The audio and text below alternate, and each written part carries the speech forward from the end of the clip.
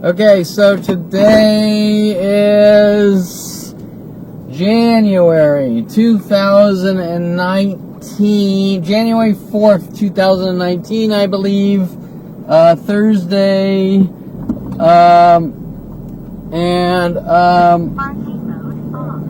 today's topic, I am going to continue.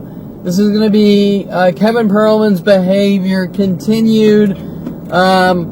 Kevin Perlman, the asshole's behavior continued, which is really not my behavior, but their behavior. But I'm going to continue this topic because it is a very important strategic topic in the psychological warfare campaign to bury me and use my life against me, trying to make me look like a horrible monster, to remove me from society. So I figure this is an extremely important topic because I've heard scams from the police and my family and Mike Huntley. It's all about Kevin's behavior, and nobody else's behavior in the world matters. It's just Kevin Perlman's behavior matters, kind of like watching everything Donald Trump does, right? Well, I'm not Donald Trump, but I sure as shit am 10 times more known than Donald Trump due to this mass crime spree against me. And I think I just missed the freeway exit ramp I needed to get off on. Or did I? Let's see. Whatever, we're still going the same direction. It's just rerouting. Anyways, so I don't really have, I have some notes written down, but I'm doing a lot of things at once, so I might be a little fragmenty on these topics, and have to keep looking back at the notes. The first thing I'm just going to throw in random events because there's no chronological order here or anything. I'm just throwing in examples. I'm just sort of nitpicking out of my life to give you an idea of the type of interpersonal communications or reactions I'm getting from my surroundings and people with authority, or people that are supposed to either help you or be decent people and just be people. And I want to show you how people are behaving around me when I tell them what's done to my life. The first thing I can recall telling a private investigator, Miller, about an incident, and I've had this response from several people, not one person, several people. I tell them about being in high school and Mr. Quigley telling me to punch the bully kid, Shapiro, what's his name? Paul Schaefer, who's in my class. Paul Schaefer sees that I fall asleep in Miss Garcia's class, so he would take his Casio watch, set the alarm, and throw it under her desk. So the alarm would go off, and then try to connect it to me to frame me. Paul Schaefer also was involved after Mike Huntley told me to ask me if I wanted to bounce for Melody, the stripper, at 16. Paul Schaefer took her business cards and put it in my math teacher Prohaska's drawer, pinning it on me. At one point in English class with Mr. Quigley, I think this was about 10th grade, Paul Schaefer was pushing me over the desk, and so Mr. Quigley, my PE/English teacher, which was supposedly like this really cool guy, tells me Kevin hit Paul. And I look at Mr. Quigley like, no, I'm not going to hit Paul. This was like in the entire class in front of everyone, right? Now, why do you think Mr. Quigley, especially with after the endless frame jobs and setup operations all day and night for 40 years still going on, why do you think Mr. Quigley wanted me to punch Paul Schaefer. Now, remember that people are running around saying I'm a violent, paranoid, schizo, a woman beater, and all these things. And on top of that, a English teacher in 10th grade is telling me to punch another kid. Now watching everyone's behaviors my entire life, I've constantly watched all day and night attacks, setups, frame jobs, mental batterings, and each and every person said, you're imagining it. Right? Now, if you put the puzzle pieces together, it's obvious. While the police are running around making up lies that I'm a violent, paranoid schizo, I got teachers telling me to punch kids. Now, everyone in that room in high school would have said Paul Schaefer didn't do anything, and I acted out in rage and just hit a kid for no reason. Right? I have seen this pattern of behavior done to me all day and night since 29, and I found out it was going on since 5 years old. Right? On these frame job operations. So, you have a room full of students who are going to lie and say that I just punched Paul Schaefer for no reason. You have a teacher telling me to punch a kid. Teachers generally do not punch kids. Teachers generally do not tell students to punch other kids because they get expelled or whatever. But remember, this is being done with the psychology community to set me up, to make me look like I'm a new problem and a public nuisance and a violent, paranoid schizo with agendas and ulterior motives to remove me from society. Okay, so now Miller works for policeabuse.com, and Miller didn't like me like everyone else. Reasons I can't answer the question. I'm apparently an asshole, but how would Miller know that I'm an asshole? Because I've never met Miller. And Miller traveled from halfway across the United States to meet with me, right? So how would Miller know that I'm this horrible, mean asshole that needs to be hunted and killed from, who knows, fucking Nebraska or something, right? So that's the next question you have to ask about that behavior. How do these people all around the world know me that I've never met? Well, I'm told I'm imagining it. Yeah, right. Okay, so, and that's strategic, right? Think about that. It's strategic, it's premeditated, it's thought out that I'm going to put the person in this position to skull fuck him or control him or whatever. And so it's strategic. It's all strategy with people in the psychology community and police and government.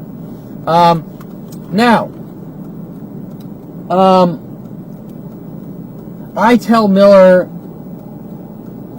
about this one incident in my life, trying to explain the situation to him and his response. Now remember, we're talking about human behavior, right? And the argument is that it's my behavior.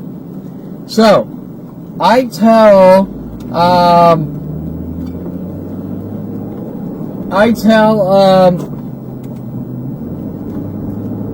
Miller, I can't remember his first name.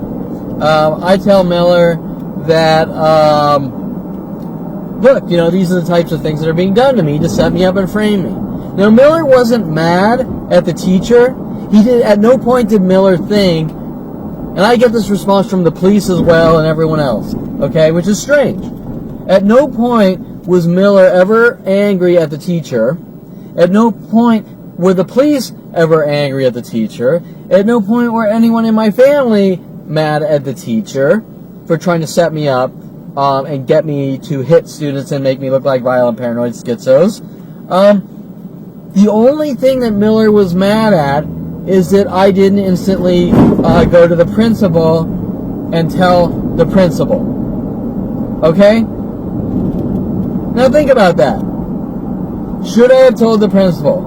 Well, yeah, I probably should have. Okay? But does or does that not excuse Mr. Quigley's behavior? Whether it's one day or 30 years later, even though nothing's going to happen to him 30 years later, it doesn't excuse the fact that a teacher was trying to set me up, right? So Miller wasn't mad at that point saying, yeah, I see something's fucking going on here, and that's unacceptable. Miller's behavior with the police and everyone else is, you made the wrong decision. You're not a perfect robot. You made the wrong decision. Now we need to hunt you and kill you.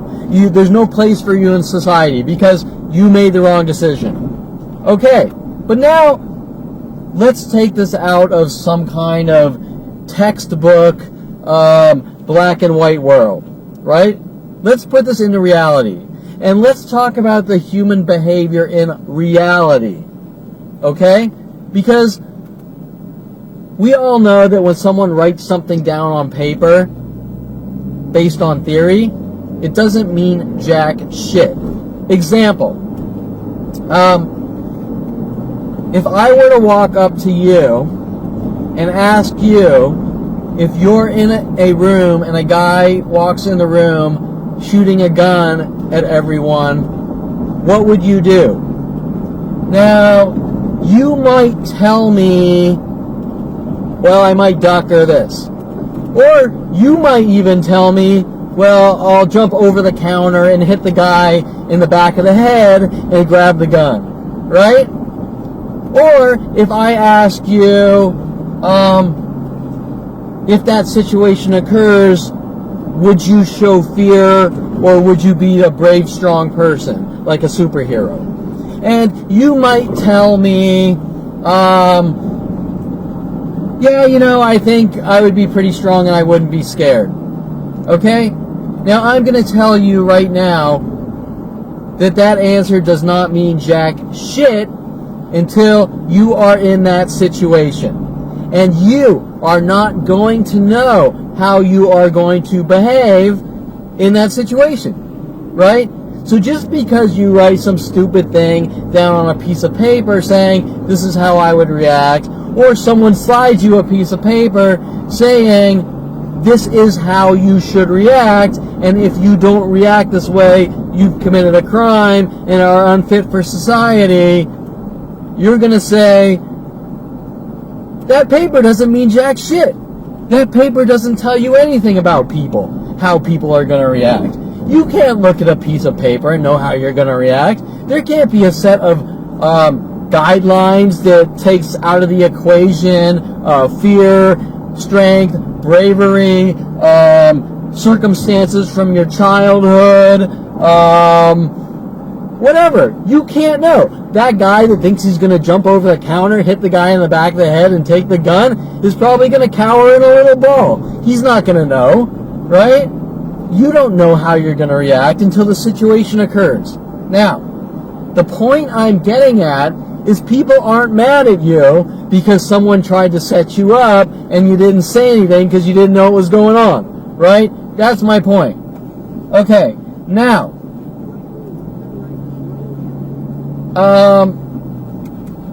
my next point that I wanted to get to was personality. Okay, this is very important. And I know I'm sort of overly expanding on this simple event, but it's not simple due to the nature of worldwide people trying to have me hunted and killed and removed from society with allegations that I'm a bad seed and a horrible monster based on insignificant, intricate decisions that nobody could give a flying fuck about normally, right? Creating the entire situation, right? Now, who is, once again, when we're talking about human behavior, my behavior is perfectly normal, but to obsess on this insignificant situation and try to make someone look like a horrible monster for imperfect decisions in life is beyond any level of demented known to man. Example, you tapped your foot around Aubrey Fisher and there's a worldwide campaign for 6 years of people hunting you down, tapping worldwide to have you killed because you tapped your foot around a woman. Well, if you ask anyone, if someone gives a flying fuck if they tap your foot around a woman, they don't give a flying fuck, right? Maybe the girl doesn't like it. Maybe someone doesn't like it. Maybe the girl just doesn't like you. And she says, I'm just not going to talk to you. But you're not hunted and killed by worldwide support for tapping your foot around a woman. Okay? Now, you can apply that to all situations in my life. Since 5 years old. Doesn't make any sense. So, we're talking about behavior. Is the behavior of tapping your foot around someone right or wrong? Well, people do it all the fucking time. People tap their foot, people yawn during dinner, people chew with their mouths open, people blink more than once a day, and sometimes people don't like it. Sometimes they get offended, sometimes it annoys them, whatever. But the behavior of hunting someone down with worldwide support to kill them because you tapped your foot around someone is the behavior that we need to be talking about, and not you tapped your foot around a girl. Okay? So, once again, we're talking my behavior versus their behavior. Whose behavior is right and whose is wrong. Hunting down and killing someone with worldwide support for tapping your foot around someone that can say, look, I just don't like you, and just I'm going to stop calling you to ask you to do me favors, would have been the correct behavior on Aubrey Fisher's part, instead of, I'm going to try to prove that you're a pedophile, I'm going to run you out of the photography and entertainment industry, I'm going to work with the police to have you killed, and I just magically have worldwide support with Tom Farley since 5 years old to do these things is even stranger. Okay, so back to my point. Mr. Quigley, let's talk about the context. My family, the government, these mass groups are very good at leaving out the context, the personality, the interpersonal communications, the relationships, the entire bulk of humanity, of how human beings genetically function, and they remove that from the equation of my life. Well, I think these are very important equations. Why? Because they apply to everyone else.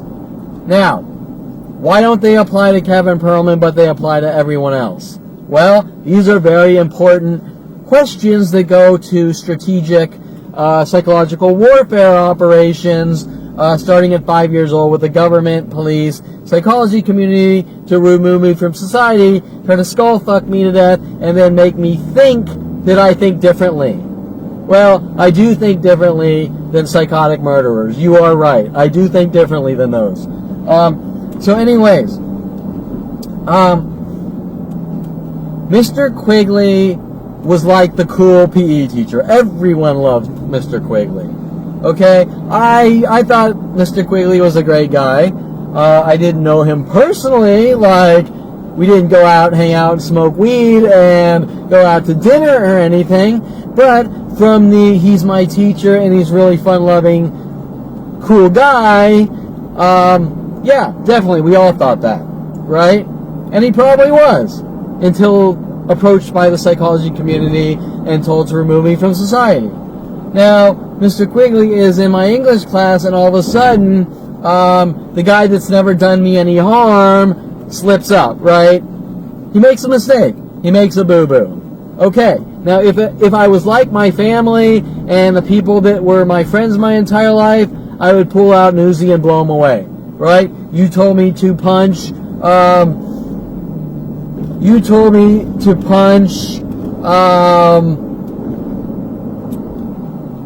what's his name? Paul Schaefer, and so therefore, you're a criminal, I'm going to blow you away. That would be my thought process if I was like my family and friends and the police who are stalking me with the government, right?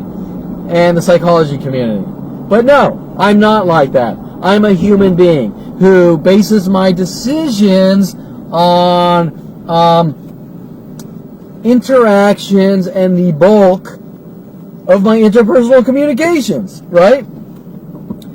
If a stranger walks up to me I've never seen, tells me to hit someone, I'm going to be way the fuck more off guard than a guy I've known for a couple years as a teacher who's always been a really cool guy, right?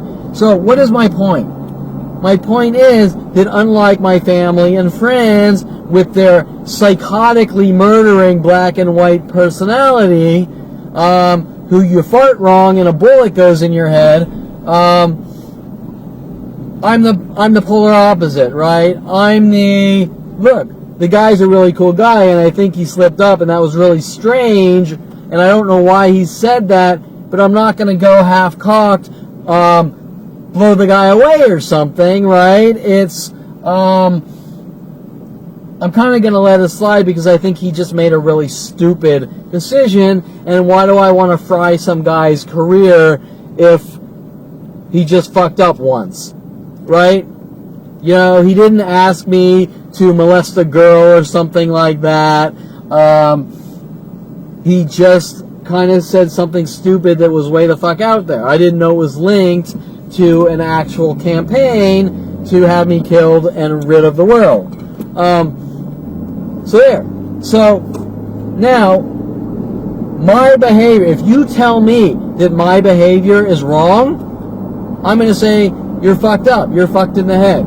If you're telling me that I have to be some gung-ho military, shoot first, ask questions later, well, you're fucked in the head as far as I'm concerned. And nothing's going to change my thinking on that because I am in the right, and someone that tries to tell me that it's my behavior is full of shit. Now, and of course they're trying to leverage that like Kevin's crazy and this and that. Yeah, right, sure. Now, I'm going to skip to Jen Hess and Rhodey Morales, which Jen Hess was someone paid off, possibly a prostitute, or she could have been an undercover FBI agent or someone, but she was sent after me with Paul Humphrey, Mike Huntley, Rhodey Morales, the police government to try to set me up and frame me, which they are desperately trying to cover up. And I haven't got into the Jen Hess conversations because I'm still way back at 16 on these conversations, right? Wanting to build a foundation showing you that way the fuck before Jen Hess, there were thousands of women sent after me and people, showing that Jen Hess is just another number in the equation. Same with Julia Sophia Reynoso, who was actually AKA Rhodey Morales, right?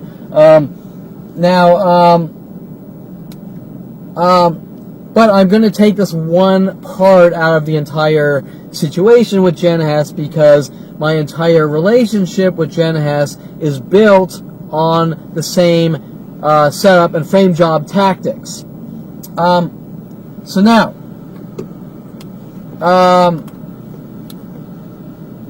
let's skip how I met Jen Hess. Let's skip me sleeping with Jen Hess. Let's skip all this shit and skip to, because Jen Hess was interlinked into some highly illegal operations. But I want to skip into just one thing. I meet Jen Hess. I sort of get to know the Jen Hess on a superficial level, although she's calling herself Jessie something. I think working with Jessie Jane, the porn star, on these paranoid schizo tactics. After I meet her, she's pretending she's crazy and schizo. It turns out her real name was Jen Hess. She was married to a guy, and this and that, cheating on her husband, which they're turning around on me, all these things to try to cover up their crimes. And remember, she's directly linked working with the police and government. But Jen Hess, at one point, after we meet and sleep together and this and that, and I'm starting to sort of get to know her, although she's way the fuck out there and the weirdest thing I've ever seen, because she's kind of going into these weird schizo things, but she's not really schizo and this and that. And the more I get to know her, the more her friends are like, what the fuck is she doing? Her name's not Jessie, right? Just weird shit. And then, of course, they're trying to say that I made her crazy and just weird shit that doesn't make any sense. To cover up these government operations. But anyways, Jen Hess calls me on the phone, and she says, Kevin, I'm driving or something. Can you check my Hotmail for me? Well, sure. You know, we're friends, and not great friends. We're not like years and years of friends that have done everything, but we're kind of sort of superficially dating or fucking or whatever, and we're on the level enough where if someone comes in your life and they ask you to do their favor, like check your email, that really should not be a big deal, okay? Unless you live in a complete black and white, perfectly normal, a perfect world where things like shopping on the internet are dangerous to you, then yeah, this might make sense to you, but the reality of the situation and the context of the situation is that every person we know here shops on the internet, and people generally don't run around saying that it's scary to shop on the internet because someone can get your credit card number. Well, that was big in 1994 or 5. That quickly changed once people started shopping on the internet, right? So my point is that if you live in that paranoid world, then you might say that this is a problem and it's my behavior. If and only if you live in that anal retentive, perfectly square, black and white, fictional world, then this will make sense to you. Other than that, it won't make sense. So she calls me up on the phone and asks me to log into her Hotmail account and check her email, and gives me the password over the phone, and I do, because she needs to see her email because something is urgent, and read her email. Okay, well that's pretty damn harmless, isn't it? I mean, that's the type of event that we all deal with every day of our lives based on, there's a little trust there, and really, what's the worst thing that can happen? There really isn't much generally that can happen unless you live in the Kevin Perlman world, where every aspect of your life by the NSA, FBI, and worldwide support is being collected to use against you, taken out of context to exterminate you. Then it's a problem. But how many people do you know on this planet that that's happening to, aside from me? And there's probably maybe a few others, but it's highly unlikely, right? Okay. So, that being said, that this is a harmless situation unless something freaky is going on. It's not going to be a big deal unless you're being hunted by the NSA, FBI, psychology community to have you hunted and killed, right? And I'm going to stop this for a second and get right back to you. There's something I got to do really quick. Okay, so I was talking about Jen Hess, the email. I had to quickly video a parking lot with the pairs of twos of cars backwards and all that, proving a point. So I'm trying to remember where I left off. Was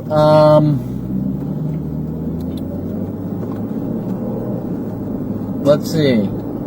I was talking about the personality and the behavior of an anal retentive psychotic murderer versus normality, and the Jen Hess and me. Jen Hess asking me to call her up on the phone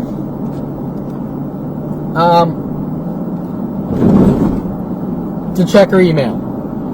If you're friends with someone and they need you to check your email for them, you're gonna log into the internet and check the email for them. It's not a big deal. Nobody's gonna tell you that that's crazy, reckless, careless behavior like Mike Huntley, who was sent after me to have me killed since 5 years old. Or they sent him after me at 14, but this starts at 5. But you can understand how their assassination programs work. Mike Huntley says it's my careless, reckless behavior of checking a friend's email for them. Right? Doesn't make any sense. Now, maybe 6 years later, Rody Morales comes in my life, covering up for the police and their murder operations with Mike Huntley.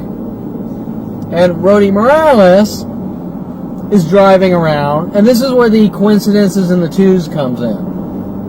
Rody Morales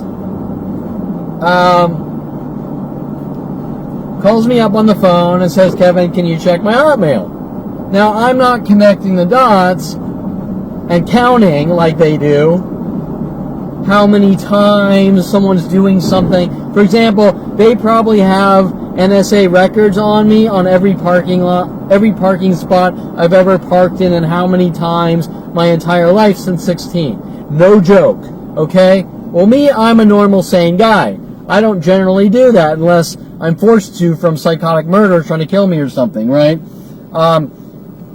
So I'm not counting. I'm not counting how many people are calling me up on the phone asking me to check their email for them. Well, it is a small bit strange. It's not the weirdest thing known to man, because if you have friends, and you do things for friends, and things like that aren't uncommon for friends to help them out when they need their emails checked, and you're not on alert thinking that there's setup operations from your friends. And remember, some of these friends I knew for years. Rody Morales I probably knew for several years. Jen Hess, I believe I spoke to her on IRC before really knowing her for several years, on and off. I met her, I knew her for maybe in person, maybe 6 months, I can't tell you. But you understand how this isn't some random stranger walking up to you. This is people who have whittled their way into your life, right? Example, I knew Mike Huntley 25 years. 25 years. If Mike Huntley asked me to drive down to Jack in the Box and get him a hamburger, I wouldn't think that Mike Huntley was setting me up for a crime, right? I knew the guy for 25 years. Okay? So there are contexts to all these situations which are all left out. Okay. So now, telling Miller, telling the police, this person asked me to check their email, and this and that, and they said, oh, well, you logged into someone else's email. I mean, Officer Jensen actually said this, ironically. His name, he called himself Jensen, who arrested me for asking for his badge number. Officer Jensen said,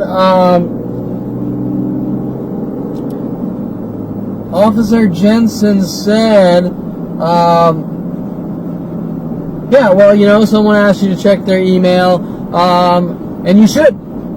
And so, you did this yourself. Wait, hello, wake up here. I did this to myself? I checked my friend's email? Okay, who thinks like that, right? Nobody thinks like that.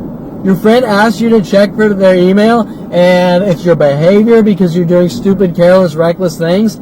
That's insane. That goes down like you tapped your foot by a girl crime, right? Or your reckless behavior by burping on a date. Your reckless behavior by having constipation and going to the bathroom. Your reckless behavior by not shaving one day and walking out of your house. Your reckless behavior by not washing your car every 2 days. Your reckless behavior by blinking more than one time in one day, right? Your reckless behavior by sending 2 emails to Aubrey Fisher instead of 1 in 10 minutes because you forgot to finish some things, your thoughts in the email, right? Hello, it's my behavior? Did I completely miss something? Hold on, I'm trying to see if this camera is working because nothing's moving on the screen. Okay, this Wi-Fi app with this camera is freaking out because it did record, thank God. But for some reason it's not showing me on the screen. It's not feeding the video stream to the phone. It's just, now it's black, but before it was just me paused and I wasn't sure if it was recording, but it is, and so I'm gonna have to look at the little light on the camera the old-fashioned way. So anyways, So let's talk about these situations and behavior. Kevin Perlman checked an email for their friend, which my family and government deem as reckless behavior, which there's a worldwide campaign to hunt me down and kill me with claims that I'm a hacker, I've hacked into Rody Morales' email, and I've hacked into Jen Hess's email, violating their privacy to sort of try to turn around on me to justify these worldwide murder operations, which started 5 years old, but they really amped them up in 1994 when my brother swept into my life wanting to show me the internet working with the government to have me killed.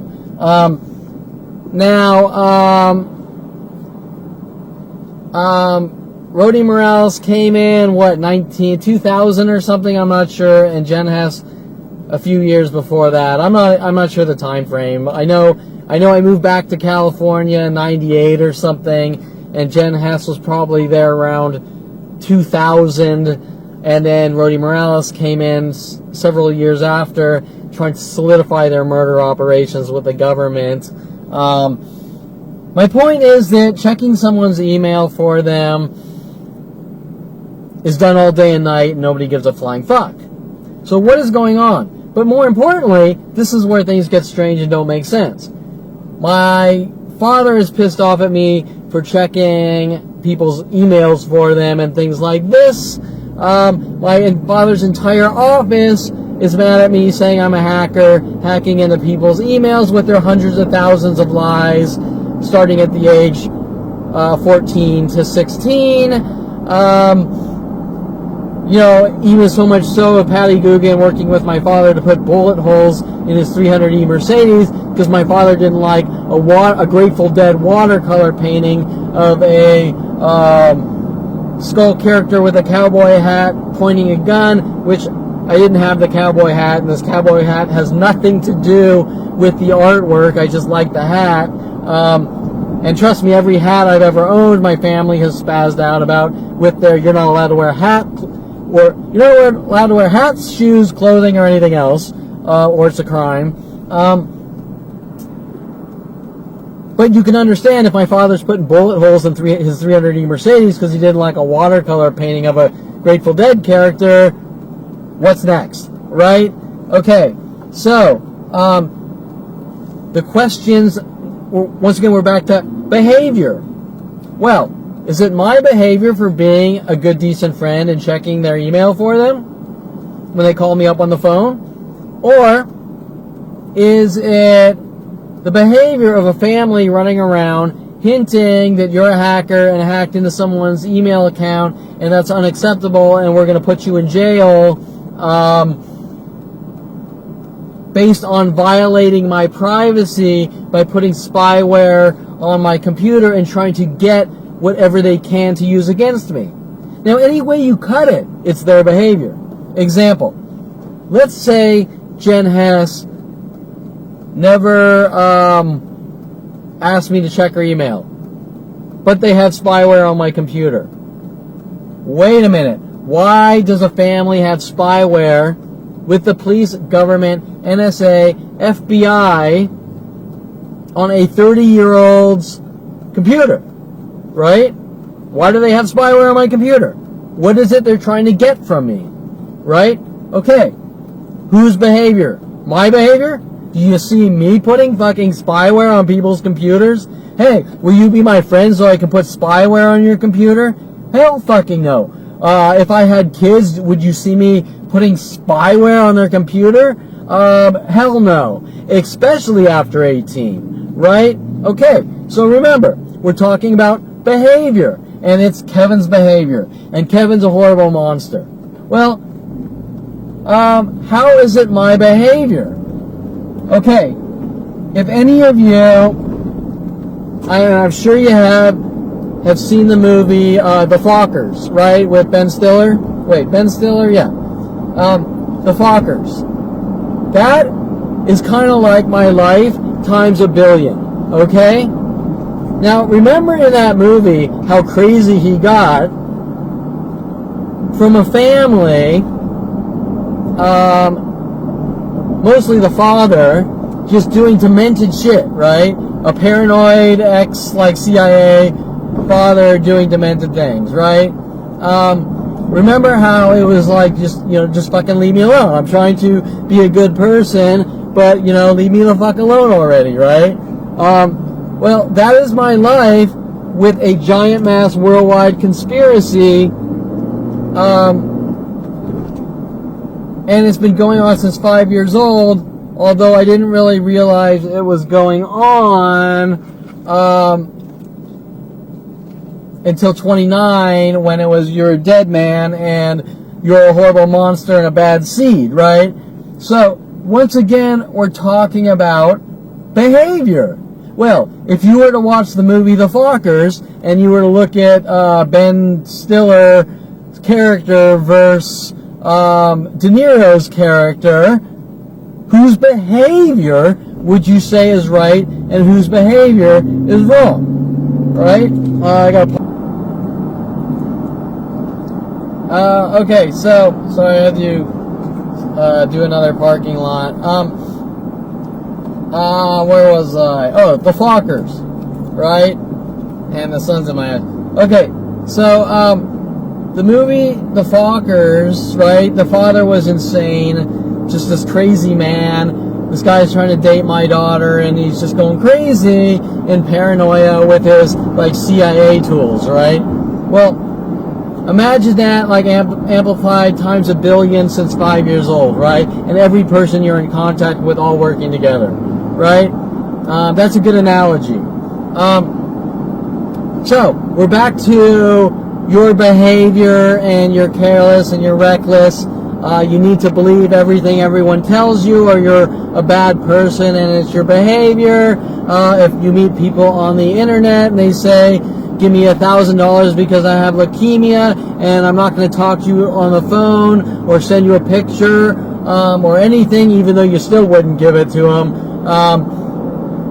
All their friends are coming after you, saying you better believe who they tell you who they are, and weird shit like that, right? With a mass conspiracy, and the police and your family are also telling you that you better believe them, that you fucked up, right? Well, that's insane. Now you have to question all sorts of things. You have to question why your own mother or father would tell you that if you don't believe some stranger that says I'm this person and I'm crazy, or this happened or whatever, that you have to believe them, that you've never even met or spoke to. No one would tell you that, right? More importantly, if your so-called friend simply asks you to check their email for them, and your family with the government and worldwide support. Wait, stop, hold on. Did Kevin Perlman just say worldwide support? Yes, world fucking wide are running around saying you're hacking into people's computers and doing these things to them. Okay, don't you think that's a little strange on all levels? Okay, once again, we're back to behavior. How does my father, his entire office, know that I checked someone's email? Whether I hacked into their email or I checked their email, even though I just checked their email for a friend, how does my father, who's been hunting me down since 5 years old to have me killed, have this information, right? Okay, we're talking about behavior. My father, with the world, the police and government, have out of context information. It has never been in a courtroom. It has never been proven. There has been no argument whether it did happen or it didn't happen. Yet they all have this information, yet they won't directly admit it. They keep hinting, you know what you did, and you're a hacker. Right? How do they have the information if they're not up to something highly illegal? Period. The end. How do they have the information? If they have the information, they're violating my privacy. Period. The end. If they have the information. The Constitution of the United States says your privacy is protected. The police are not allowed to do unwarranted searches and things like that. The police are running rampant with my family. Okay? So, what was my crime? I did a favor for some hooker paid off by my father, Jen Hess, sent after me to have me killed in these operations. Okay, now you're saying, gee, that's fucked up. That's some fucked up behavior from Kevin Pearlman's family, the police, the government, and worldwide support. But wait, what you really need to understand is those examples, Rody Morales asking me to check email and Jen Hess not only aren't coincidences, but from 1994 to 2019, now these operations have been done to me all day and night from worldwide strangers. Okay? So what I am telling you is it's not just Jen Hess asking me to check emails or Rody Morales. It's women on Twitter trying to manipulate me to websites like myfreecams.com, where they're hooked into figuring out ways to monitor if I watch feeds through illegal operations on their websites, all directed at me. Companies like eBay, Grubhub are all involved in doing things like this to try to set me up. Fox News involvement, MSNBC involvement, Starbucks Corporation involvement, Coffee Bean Corporation involvement. Wait, that's pretty fucking crazy. Victoria Walker sent after me by Brian Longbotham, working with Universal Studios for some reason, and Brian Longbotham asking me to do jobs with these frame jobs. Victoria Walker working with Rody Morales. Rody, I'm going to take you to strip clubs. And Victoria Walker saying, Kevin, I work at partypop.com, calling me up on the phone. Kevin, can you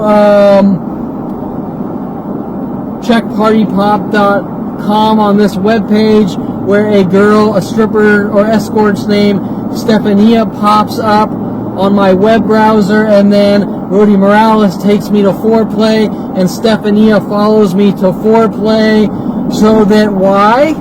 So that what appears on my computer monitor appears that I'm stalking this person, right? And my point, and then after years of being around Stephania, then for some reason she gets mad for no reason, and I'm abusing women, right? Although Stephania was actually linked to, back in 1996 or 7, Stephanie from IRC, when I was in University of Colorado, sent after me by the Colorado police or FBI to have me hunted and killed. Okay? So all these things are interlinked and connected, but my point is that this one example of me being, of my behavior, that's the argument. It's Kevin's behavior, and it's Kevin's reckless because he checked his email for a friend. That is not reckless behavior. That is like you were in church and you accidentally burped, so there's a worldwide campaign to kill you because you're reckless and it's your behavior. Okay? My point is, it is not my behavior, that they're ratcheting down tighter and tighter with worldwide support with these arguments that don't make any sense, okay? That nobody's going to believe, but there's nothing you can do because there's a worldwide murder campaign to hunt you down and kill you over things that don't make any sense. Now, let's take it to the next level. What is it they want?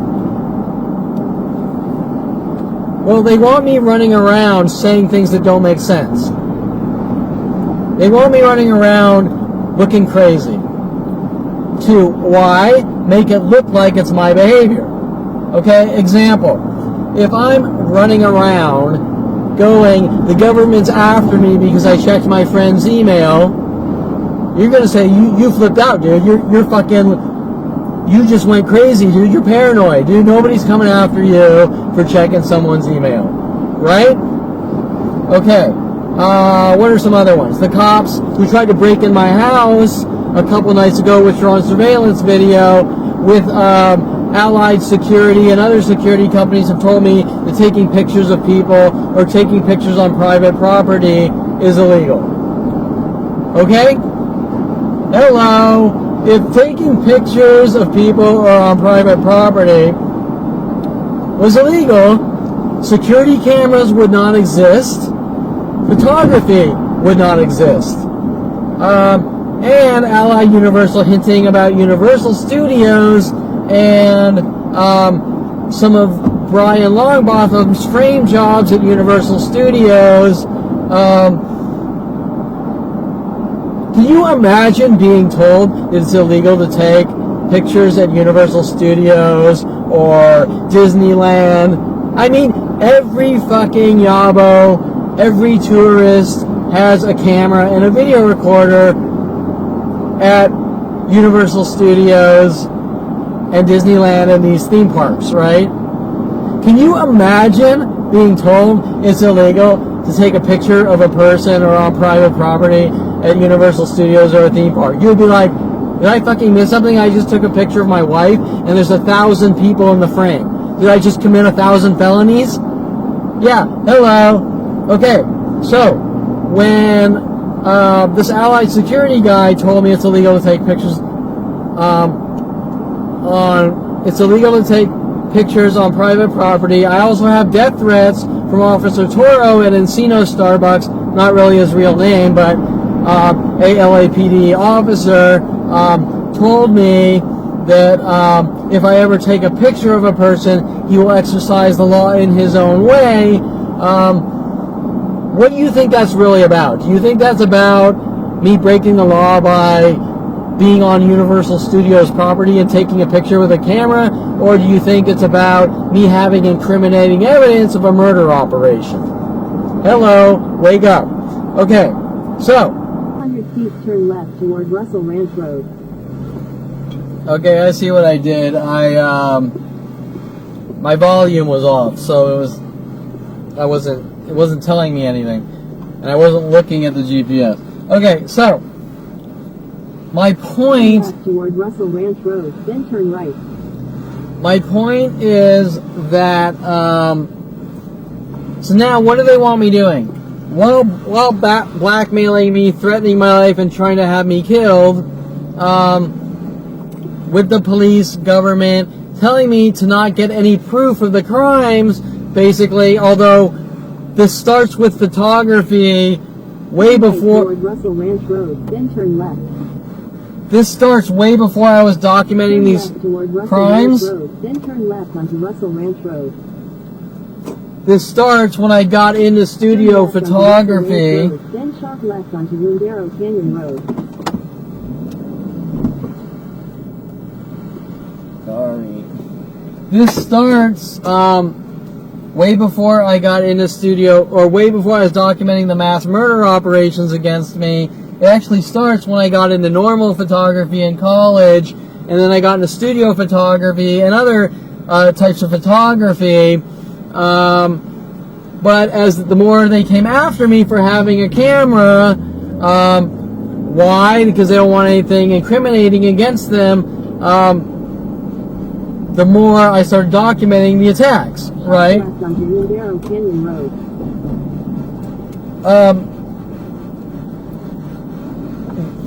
So 1,000 feet, use the right two lanes to turn right onto the US 101 North Ventura Freeway ramp to Ventura. So hold on a sec, I gotta navigate through heavy traffic. Use the right two lanes to turn right onto the US 101 North ramp. And a guy cutting me off, or not really cutting me off, but seeing that I need to get in and then speeding up. That type of like asshole driving. Okay, but anyways, which then he'll probably run around telling the world that I did it to him, right? Okay, so anyways, my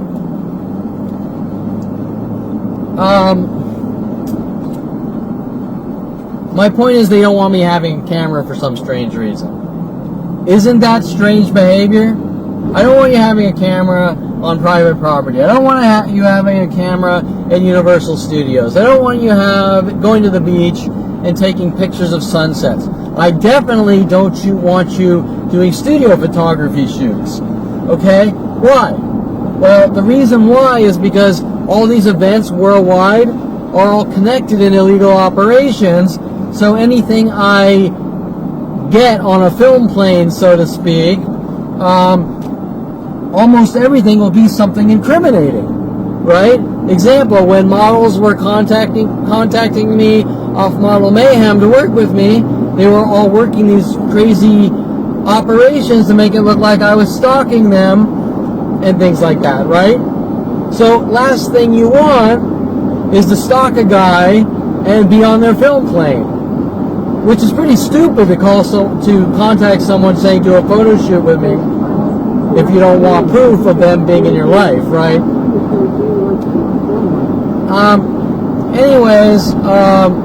That's really why they don't want me to have a camera, and that's why the cops tried to actually break in my house the other night to get incriminating evidence against their murder operations and everything else. I mean, all these things are linked. From Victoria Walker giving me a Playboy magazine at 30 years old is linked to these crimes, right? That's how bad it is. So they don't want me to have anything that can link them to their crimes and them going, Kevin suffers from obsession and is crazy and he needs to move on and never think about his past. Well, isn't that pretty strange behavior to tell someone not to be curious, to tell someone not to ever look at their past, to tell someone not to connect events that are associated? Example, every time I go into the police department to document tire slashings, we're on something like the 7th tire slashing. They don't want to connect all the dots. They want to try to separate each thing. You don't think that's strange behavior? Yeah, I know you've come in like every other week for...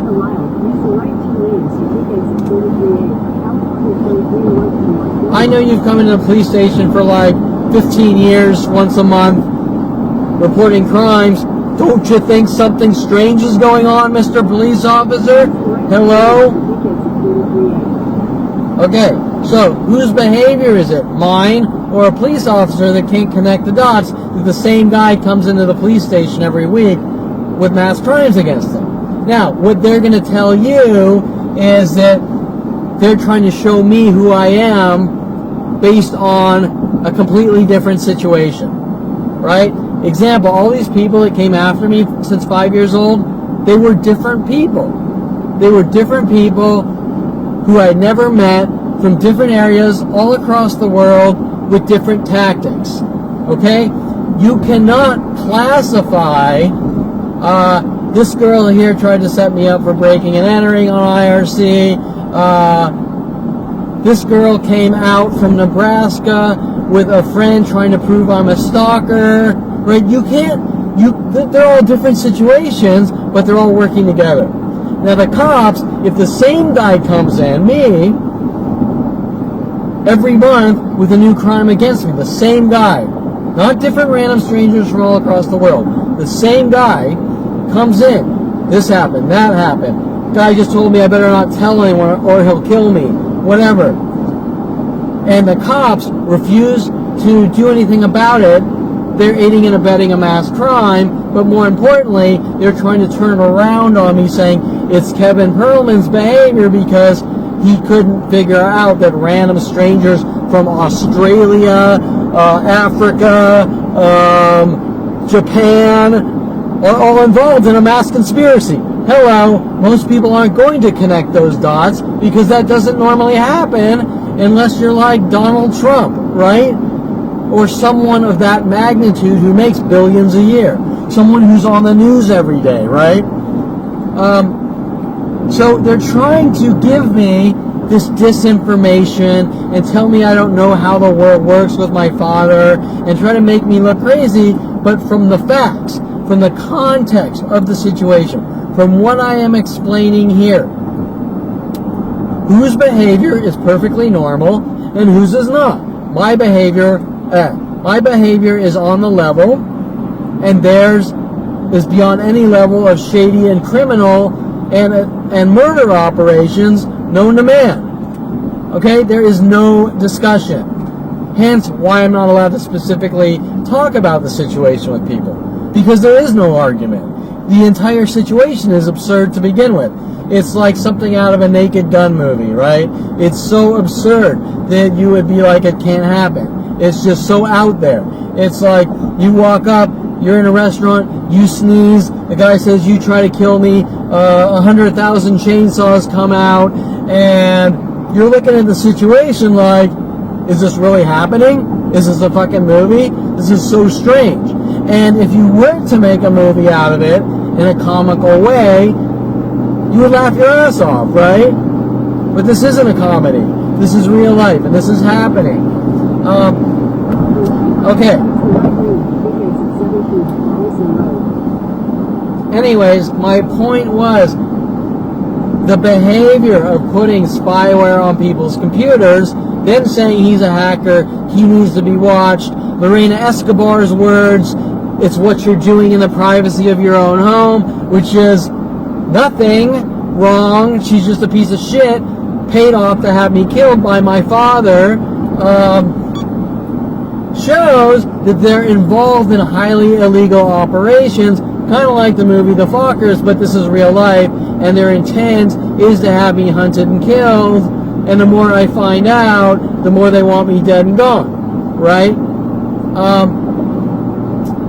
Okay. So, this isn't the movie Fockers, but I'm just using a parallel so that you understand the personality. And the reason that I'm explaining that in such detail is because my family or people watching will then try to say, well, he's using movies as references, so therefore he conforms to movies and he's crazy. Well, that is also absurd. And if you want to talk about behavior, people do use movies as references. People use movies, they use similar situations as references to explain things to people that they can't comprehend, which are synonymous or parallel, and that is perfectly normal behavior. But to say some guy is a violent paranoid schizo because he uses a movie as an analogy, that behavior is the behavior that you need to check, and not the behavior of someone just talking and explaining things so that you can understand them. Okay, so, right, you get the idea. Each thing I do, whether I try to explain the situation, whether I prove the situation, whether I don't know the situation is going on, each person that comes in my life tries to make me look crazy, abusive, like it's my behavior based on me doing perfectly normal things. But they don't give the world this information. Okay, the first question you have to ask based on behavior is, why is someone following me around trying to collect my weird behaviors and give it out to the world? Okay? If someone wants the best for you, do they try to get dirt on you and give it to the world? No, of course not. Right? So, someone trying to say, this guy's weird, and look at all these horrible abusive behaviors, and look at what he's doing, and he's a monster, and he's a car thief, and he's a pedophile, he's raping women, he's harassing people with his camera, he's stalking strippers. This is no joke. The things I'm telling you I've been accused of to the world. He's hacking people, trying to make them mentally ill. He's a white supremacist, hates blacks, hates Persians, hates Asians, is a violent paranoid schizo. Wow, this is all for me? So I can have a good life? So I can go to a therapist? Oops, I took the wrong freeway exit.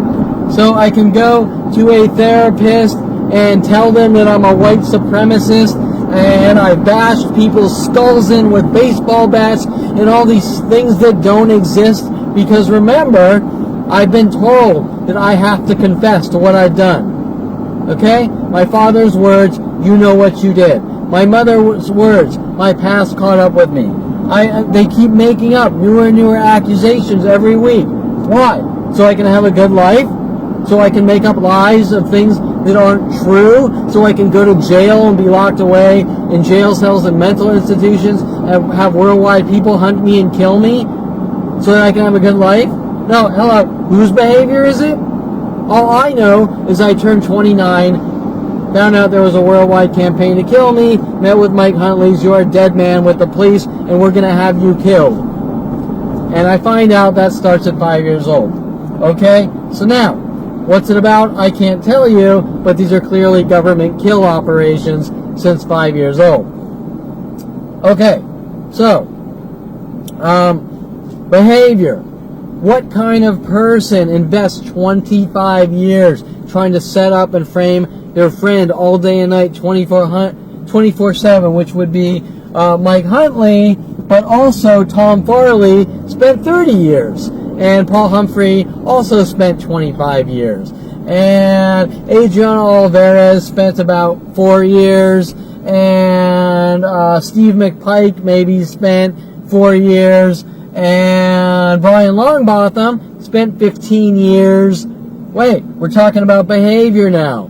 Well, all these people in my life, Tom Farley starting around 6 to 8 years old, Mike Huntley, my own father reeling me in, getting me close to him after college to help hunt me down with his agenda, get me to work in his office. All of these people, all of them, had the personality trait, keep my friends close, keep my enemies closer. Okay? And fit the personality of psychotic murdering mobsters that say, hey, Kevin, come over and have a cloth on the ground, like a tarp on the ground where they blow your fucking brains out. The only difference is they don't use guns, they use psychology. And remember, these psychological warfare tactics were developed for a reason. Okay? What is the point that I'm getting at? The point I am getting at is that what I have witnessed the last 18 years, which has been done to me since 5 years old, they aren't things that people do. Normal people don't do what's being done in my life. Does that make sense? We are not born with strategic psychological control tactics. Okay? We are not born with these things.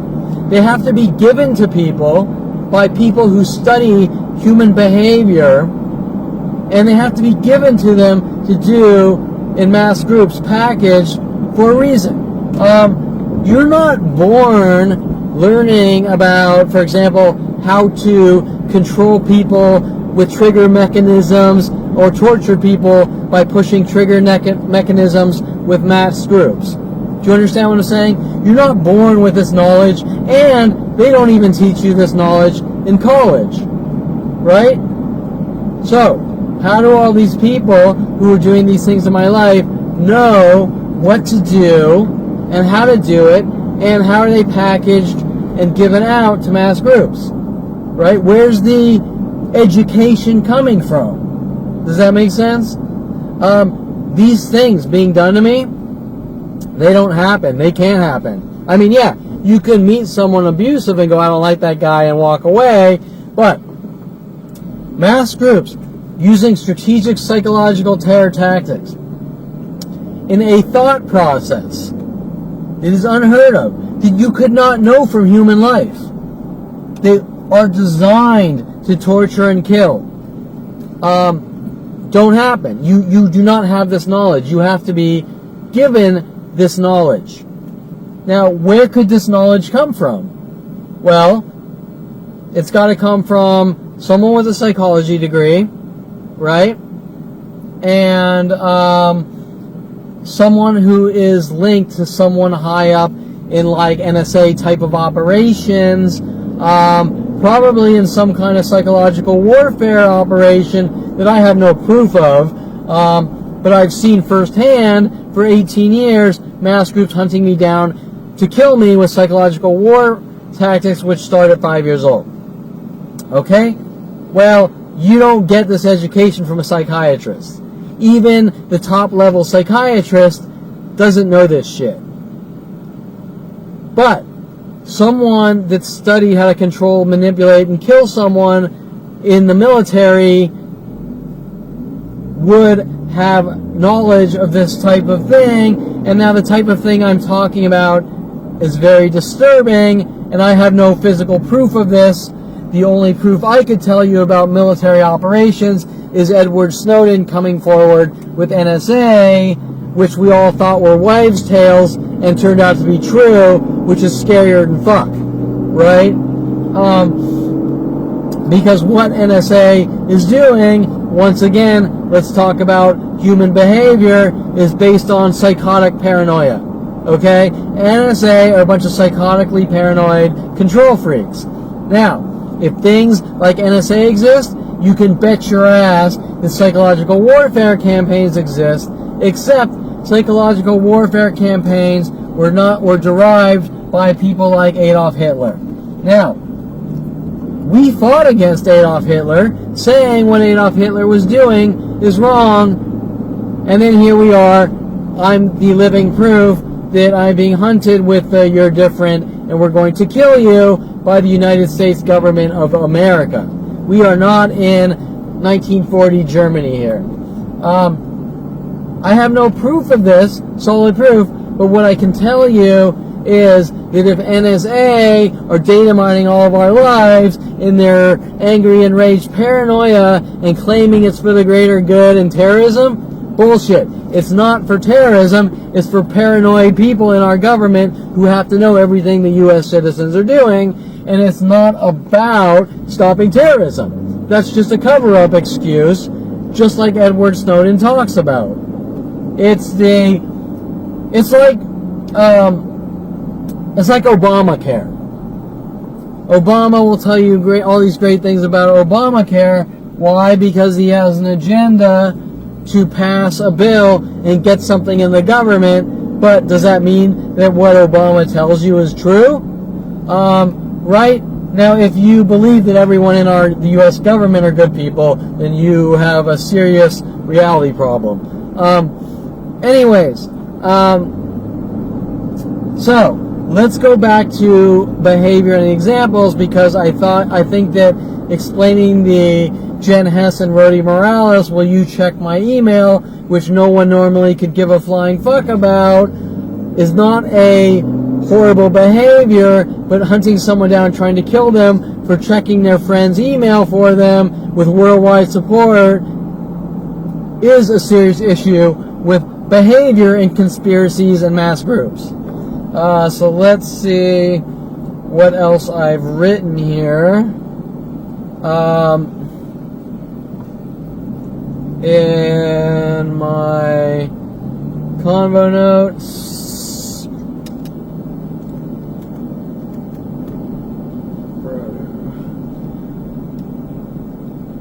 Okay, no, this is an excellent example.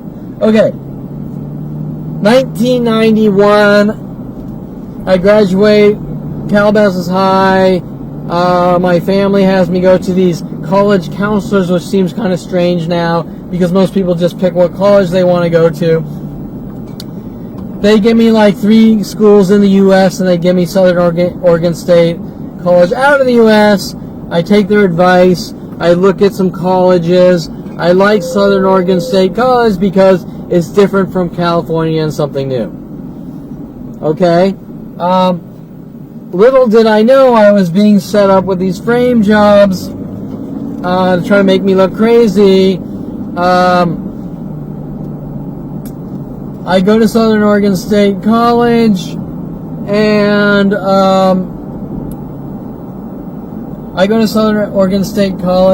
and they have a girl named Kelly Hatch follow me up from Calabasas High School to Southern Oregon State College, while I was in Calabasas, my brother and his friends were running around singing because her name is Kelly, Kelly, Kelly, Kelly, Kelly, for some reason. Although what you need to know about my history with Kelly before Southern Oregon State College is I had zero contact with Kelly Hatch ever.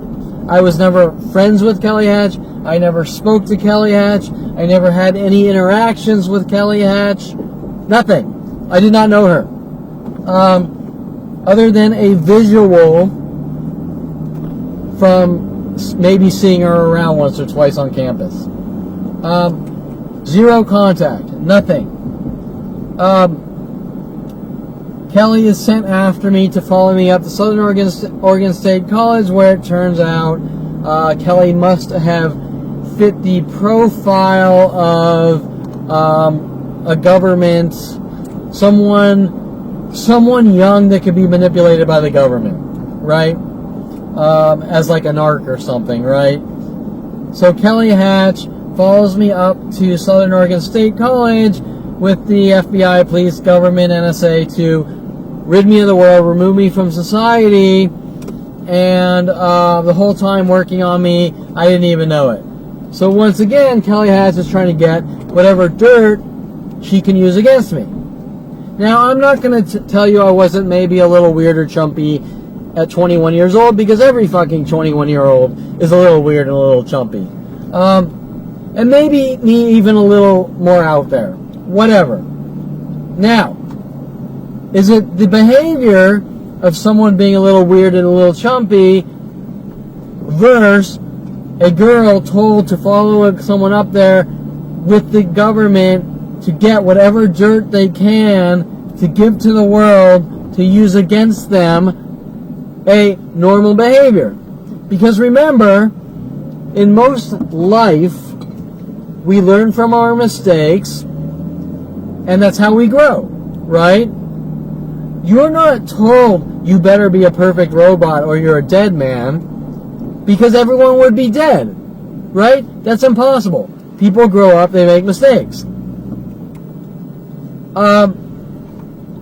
Now remember, when I'm talking right now, saying mistakes, I'm not saying mistakes like lopping people's heads off with machetes here. I'm talking about perfectly normal mistakes. I went out on a date, I acted like an idiot, the girl broke up with me or didn't like me, I moved on, I didn't do it again. Right? Mistakes. Okay? We're not talking crimes. Remember, my life, there's no such thing as mistakes, and every mistake is a criminal act. Okay?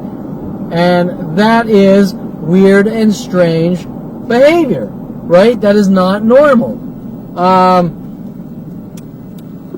So my point is that we're talking about a family and the government, and we're watching you, and you better be a perfect robot or you're a dead man, is not normal behavior. And remember the examples. You check your friends' emails so you're being hunted by an entire planet of people. You tapped your foot around Aubrey Fisher and you're being hunted by an entire planet of people. You emailed Aubrey Fisher more than once in 10 minutes, so you're being hunted by a planet of people.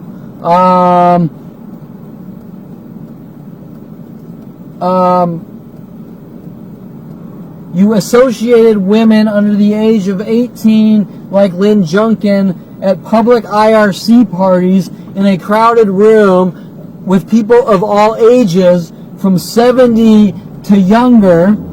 So you're a pedophile, and you need to be removed from society, right? Do you understand what I'm saying? Not one person on this planet could survive under these circumstances. You were born and you're just ratcheted down on tighter and tighter until you're dead, no matter how perfect you are.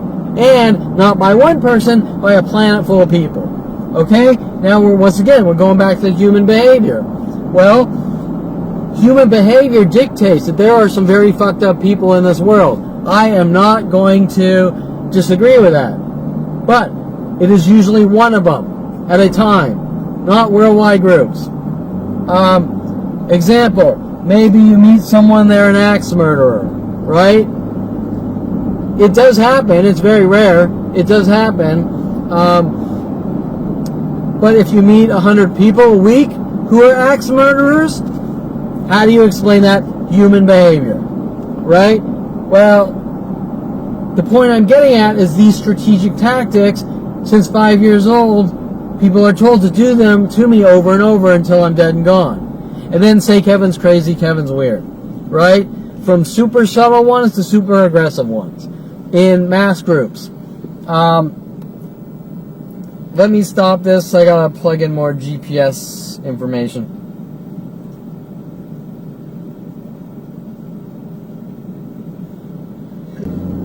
In 800 feet, turn right onto Wellesley Drive. Okay, so Kelly Hatch. I see Kelly Hatch at Southern Oregon State College. I recognize her, but Turn right onto Wellesley Drive, then turn left onto Waverly Heights Drive. but it's very hard at the time for me to place her because I was never really friends with Kelly Hatch in high school, but she looked really familiar, right? So I go, I know you. Where do I know you from? And she says, well, I don't know. We start to talk, and she says, well, I went to Calabasas High. You know, and then we start to get to know each other, and I go, oh, you know, I went to Calabasas High too. Oh, we have a coincidence, blah, blah, blah. These are my friends, these are your friends. 600 feet, turn right onto Montgomery Road. You know, and so you meet her, and you think that it's a coincidence, right? You think, oh, you know, Turn right cool. onto Montgomery Road, then turn left onto East Jans Road. You think it's a coincidence, and you think that, oh, you know, someone from Calabasas High is up here Left onto East Jans Road. that I never really knew in high school, but it turns out she was sent after me, and the more I got to know her, I actually really liked her. I was a little weird and a little chumpy, but I liked her, but it turned out that she was sent after me Quarter mile, take the 23 South Ramp. to try to get whatever she could use to twist and contort and take out of context with the government and give to the entire planet, just like all the other people, to remove me from society.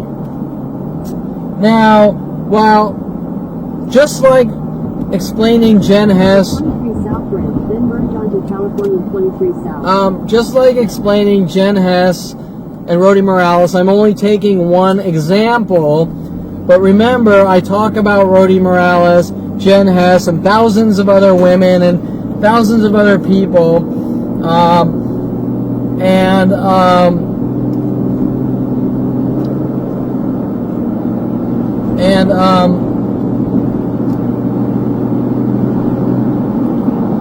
Sorry, I'm a little tired. And I'm looking at a GPS.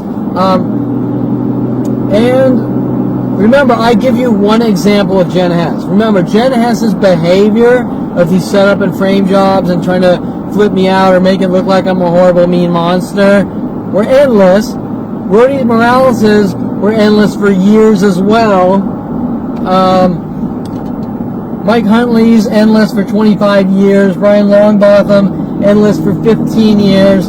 Kelly Hatch, same thing. In half a mile, use the left 2 lanes to take exit 12A for US 101 south toward Los Angeles. I was only friends with Kelly for about, I think, a year and a half. But during that time period, she was working all the angles to try to remove me from society, right? Now, I'm just going to give you Lanes to take exit 12A. one example that is, oops, hold on. Oh, what is it? Continue on Raise US Adobe. 101 south for 5 miles. Oh, I screwed it up again. Because I had my GPS in a really small window now. Okay, so In a quarter mile, merge onto US 101 north. so remember, Jen Hess, I gave you one example of these endless things. And same with Rhodey Morales. So now I'm going to just give you one example of Kelly Hatch. 101 north, then use the right 2 lanes to take exit 44. I just want you to understand that these aren't slip-ups. These are continual behaviors to exterminate me. Use the right 2 lanes to take exit 44.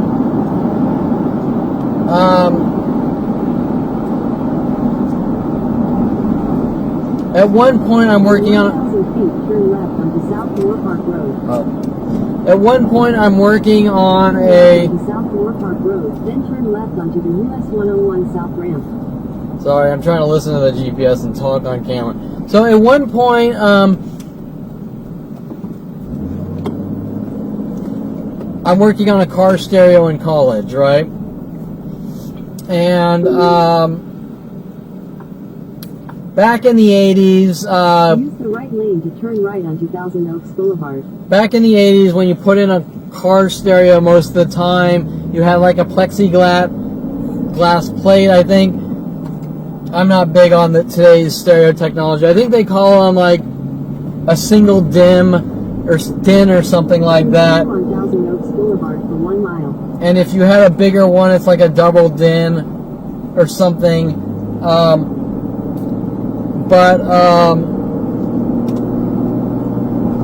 You would mount, depending on the molding, you would mount the single DIN car stereo, and you would have a like a double DIN plexiglass plate, and you would have a small cutout with the single DIN stereo slid into, and the plate I had, you had to manually cut out the plexiglass rectangle slit to slide the single DIN car stereo into. And now most of them seem to be kind of customized and whatever, and not many people do custom car stereos anymore. But this was the 80s. And so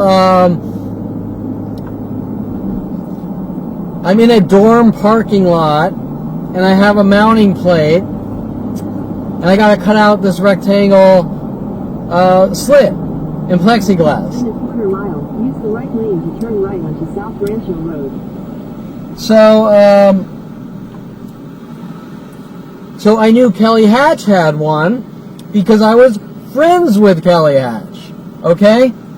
Now, there's this whole black and white thing, how you're either friends with someone or you're not friends with someone, but in my life, you're either married with 100 children or you're their enemy or something's wrong. Right? It doesn't make any sense because the paranoid psychotics that surround me are crazy and everything you do is a crime. Right? But I was friends with Kelly Hatch. Okay? Whether we got along, whether she didn't like me that much, that's a different story. Lane to turn right onto South Rancho Road. Okay? But I was friends with Kelly Hatch. I hung out a little with Kelly Hatch. We did some things together. We were not boyfriend or girlfriend. We did not date. She didn't like me that way, although I was totally into her. And a little weird and a little chumpy. I'm not going to deny that. But these aren't crimes. These aren't crimes to be a 21-year-old inexperienced person. Okay? That's my point, is there's no room for imperfection in my life. Anyways, yes, I was friends with Kelly Hatch. No, I was not dating Kelly Hatch. I was not married to Kelly Hatch. Even at one point, I didn't like her boyfriend, which the government and my family say is a crime. That is not a crime. Okay, nobody can give a flying fuck that someone doesn't like someone. Okay, now, and let me also add to that. I didn't like the guy, but I didn't do a damn thing to him, and truth be told, I didn't really know him, and I was probably a little jealous, but that's it. And that is a perfectly normal human behavior. I don't care who you are. If you tell me you've never not liked someone or not verbalized it to someone, you're full of shit. Okay? That's the first thing I'm going to say. And that is perfectly normal human behavior. But the freaky behavior is to say Kevin didn't like a person, therefore he is a murderer and needs to be hunted and killed by worldwide support.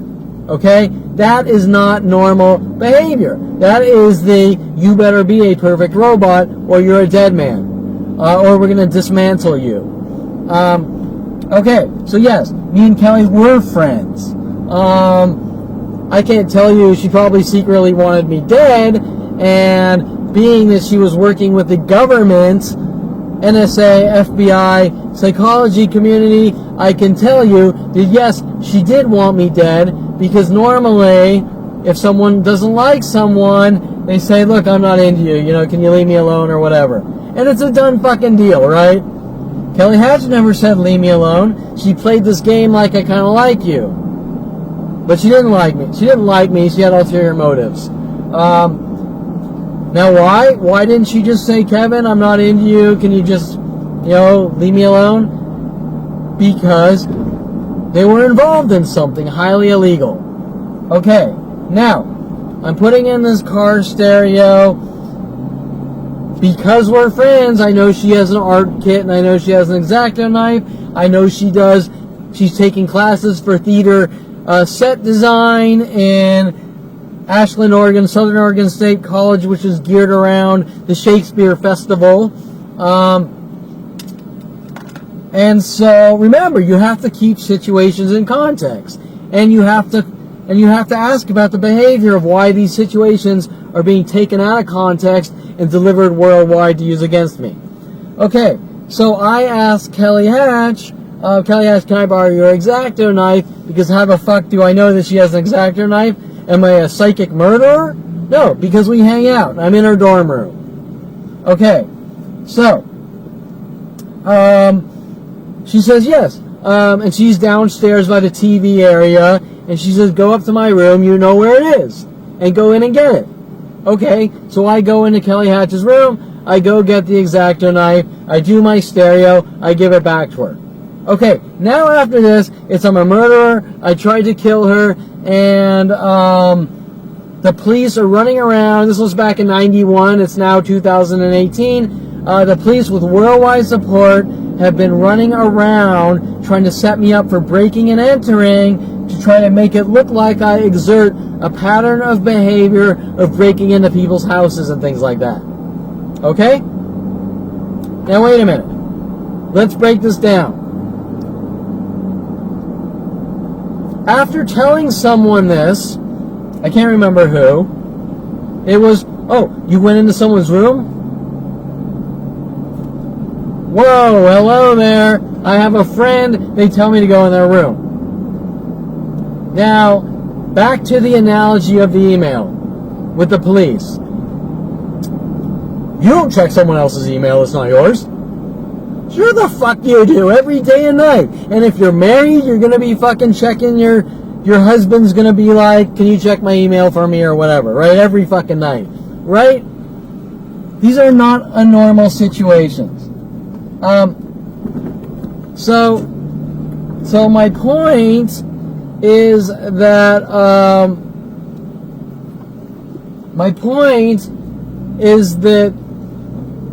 not only are these unnormal situations, but you have to understand the dirt collection process, right? It is perfectly normal to ask your friend to borrow something, them to say, go to my room. It is perfectly normal to say, hey, I'm coming over and we're going to have some beers, and maybe your friend walks in your door because they've known you, right? Okay. I've never heard of a situation where someone said, come over, we'll have some beers. Maybe their friend walks in their door without knocking, and the NSA, FBI, worldwide support are trying to hunt you down and have you killed, and people across the internet 10 years later, women are coming in your life trying to set you up for breaking and entering. Security companies like ADT, Allied Security, Allied Universal, you name it, are trying to set you up for breaking and entering because you simply asked, because your friend simply said, yeah, sure, go in my room, and go get it, right? Now they're also trying to use the X-Acto knife like I killed someone and weird freaky things like that, right, that don't make any sense, with my mother showing me the movie like The Black Dahlia and hinting with her husband that I've somehow liked the character in The Black Dahlia and I'm killing people with my art or something that doesn't make any sense, trying to flip me out and make me look crazy. But wait, there's more. There's more. Right after Kelly Hatch says, go in my room and get it, and I give it back to her, and I finish my car stereo. After that, Kelly Hatch, with the police and government, tell the entire city. Remember, the internet wasn't around in 1991, 1992. So Kelly Hatch, with the police and government, tells everyone, city level, that I stole her car, drove it down to Ashland, Oregon, leaving the keys in the car. Why? Hello, did I miss something? Like, think about that. I simply asked a friend if I could borrow an X-Acto knife to finish my car stereo, and then there's all these operations, how I broke into her room, and then I stole her car. Now, my mother would tell you with the police, which doesn't make any sense, that if your friend says, go in my room, get this, or come over and grab a beer, and you go in their house, or I say, come in, go to the house, come on in, the door's open, like was said to me by strangers, which I didn't,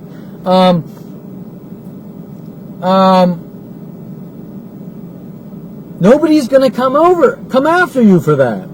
They're going to say these people are friends, and their friend said, yeah, do this, and your mother's not going to say, well, you're reckless because you went into the room when they didn't let you in, even though they said you could, because nobody lives life on that intricate level of paranoia. Do you understand what I'm saying?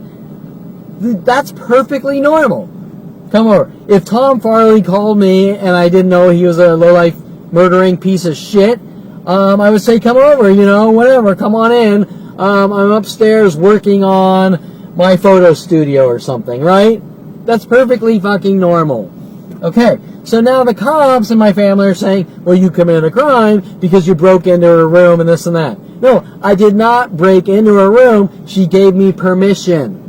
Okay, and worst case scenario, if I did go into her room without her permission on college, nobody would really give a flying fuck anyways, right?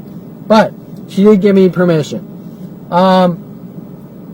Then the police and government start creating the pattern of, we're going to make it look like he has a pattern of behavior of breaking into people's places, and so they start lumping all this fiction together, like they do with everything else. And I'll expand on this. I'm starving.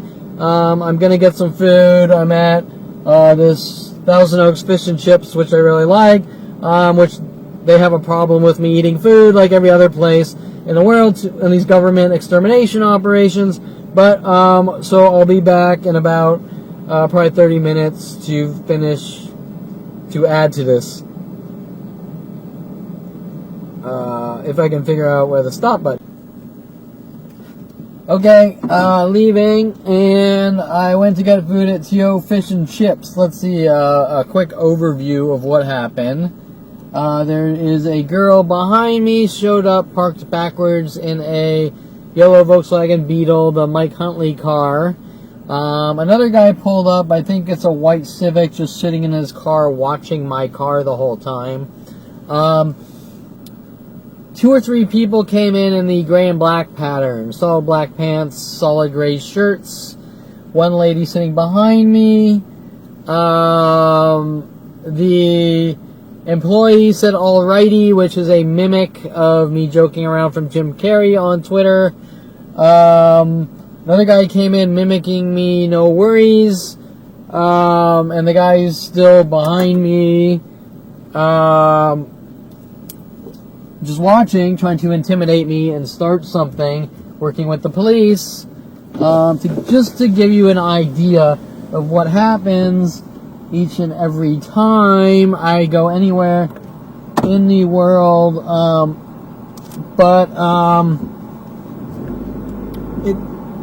This is actually extremely mellow compared to what normally happens. But just so you understand, people listening to these blogs or entries or whatever. So anyways, I hope this thing's recording, because for some reason it's not sending me video streams to the phone, and it's a flashing blue light instead of a normal flashing red light, which is weird. I'm actually going to start and stop it, because I just don't want to record information that isn't... I don't want to waste conversation or whatever. Okay, for some reason the light's blue now. I don't know. Okay, so anyways, where was I? I was finishing up with borrowing the X-Acto knife from Kelly Hatch, right? That's what I was talking about. Things that nobody gives a shit about. I mean, for someone to go from here to there on every aspect of your life, it's like, who are these people that are surrounding me, right? Like, hey, can I borrow a tea bag from you? You tried to kill me and poison me and this and that and blah, blah, blah. You're like, whoa, hello, right? It's the, you walked out of your house one day and you didn't shave, so therefore you're a serial killer and you're hunted by $100 billion government dollars. Doesn't really add up, right? In 800 feet, turn right towards South Westlake Boulevard. So, anyways, you get the idea. Simply asking someone for a favor to borrow something in my life, you will be hunted with every resource on the planet. So, what does that mean? It means you can't ask for anything. You can't ask for favors. You can't be friends with people. And they'll say, well, he's weird because this and that, blah, blah, blah. He's weird because he asked me to borrow his X-Acto knife. That is not weird, okay? Not weird at all, especially with the context of the situation. But what is weird is that we have a girl saying that I broke into her room, and then she's immediately saying that I stole her car. And the police seem to be working with her based on thin air, right? Then turn right onto South Westlake Boulevard. Why? Well, who the fuck knows, right? But then you have to start putting Take the next right onto South Westlake Boulevard. your stalking woman behavior. Turn right onto the US 101 South Ventura Freeway ramp to Los Angeles. Your stalking woman behavior alarm goes up once you start seeing things like worldwide groups hunting you down US 101 South for asking friends for favors, right? It doesn't make any sense. So, but remember, she was sent after me to begin with. It would not have mattered how perfect I was around Kelly Hatch. It would. Quarter mile, merge onto US 101 South. It would not have mattered if I dotted every I and crossed every T perfectly to complete perfection in front of Kelly Hatch or anyone else from the age 5 till now. It just would not have mattered. And what does that say?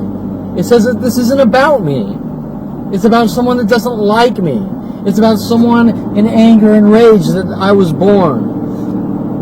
You can come up with all sorts of theories. Maybe I don't trust Kevin, he's different. Maybe Kevin wasn't the football player I wanted. I can't tell you, because when we're dealing with crazies, they're crazy. You don't know where they're coming from. But these aren't just crazies, because they're linked to the NSA, FBI, billions of government dollars, fathers running around saying, I think he's a danger to himself or others, and everyone worldwide is eating up this shit, and they're helping him. And when the cops contact you and say, Kevin's a horrible monster, help us kill him, what about that behavior? Do you think that it's normal for police officers to contact citizens and tell them to go hunt down and kill people? That is beyond any of illegal. Think about that behavior. Why are the police contacting citizens and telling them to take part in killing me? Why? Well, because a cop wants to have me killed, but he knows if he goes and grabs his gun and blows me away, he's going to jail for life, right? So he's using you, saying Kevin's a horrible monster and he did all these horrible things, so go kill Kevin. And all these dumbasses are taking part because the cop doesn't give a shit if you die. His agenda is to off me. And if you die or go to jail, what the fuck does he care? He's not your friend. He gave you some line of shit and you took it. So he's using you guys. But remember, this starts at 5 years old. Now, I mean, how can you even, I can't even go, just rid this 5-year-old of the world. I mean, I don't even know. I don't even understand how to even address that one, because it doesn't even make sense, right? Unless I was breathing fire and had red eyes, like my mother thinks from the movie The Bad Seed, I can't tell you what the fuck's going on in their heads. Anyways, that was the Kelly Hatch. Remember, I'm just using one of these examples, but they're endless. They're endless with Kelly Hatch alone, but I'm just using one of the Kelly Hatch frame jobs set up. I'm going to hunt Kevin down and have him killed with the government and my family. And what else do I have in my notes on behavior? Kelly Hatch. Oh, this is a good one. Okay. Victoria Walker, sent after me by Brian Longbottom. Now remember, Brian Longbottom originally hired me. I met Brian Longbottom at Modern Video Film, getting out of college, with some internships for 3D animation. Brian Longbottom got fired supposedly for credit roll things. Brian Longbottom supposedly sued Modern Video Film for $1 million for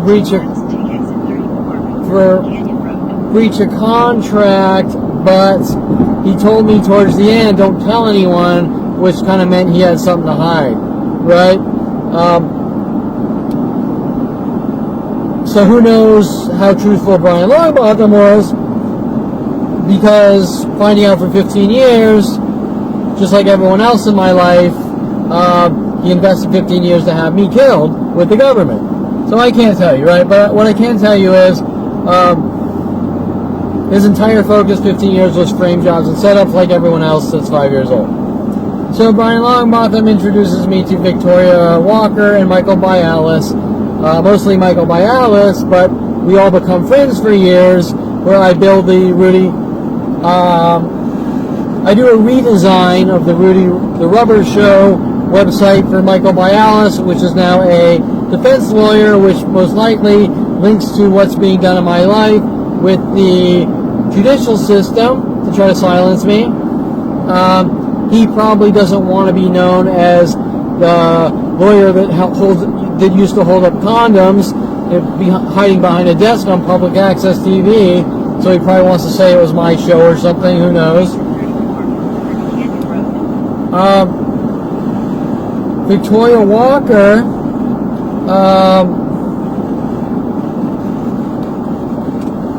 So I become friends with both of them because I know them for years, right? Now, eventually, Michael Bialis can't deal with Victoria Walker. They break up. I'm still friends with Victoria Walker, and I was still friends with Michael until I noticed he was treating me like complete shit after breaking up with Victoria, and me stopping, going, look, I don't really have much more time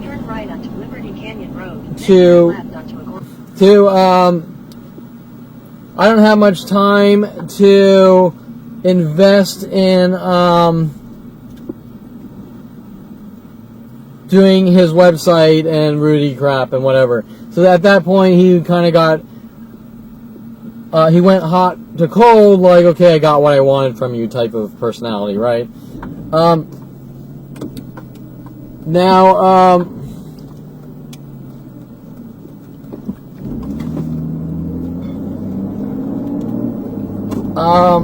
So after he started treating me like shit, I stopped talking to him. Victoria Walker was still my friend for a long time, several years. Eventually met Matt. She said she wanted to work out. I said, come to my gym. Victoria Walker starts working out at my gym. She gets Matt, the trainer, the German trainer. I don't even want to go into the Playboy she gave me with the terror in Germans and things like that, working on me with all these angles, but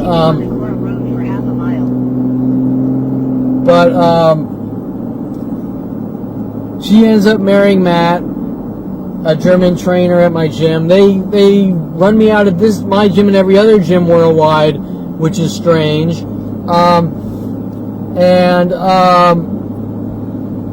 All these other things were going on, but the whole time Victoria kind of like, Kevin, can you do this for me? Or I want to start a business with that.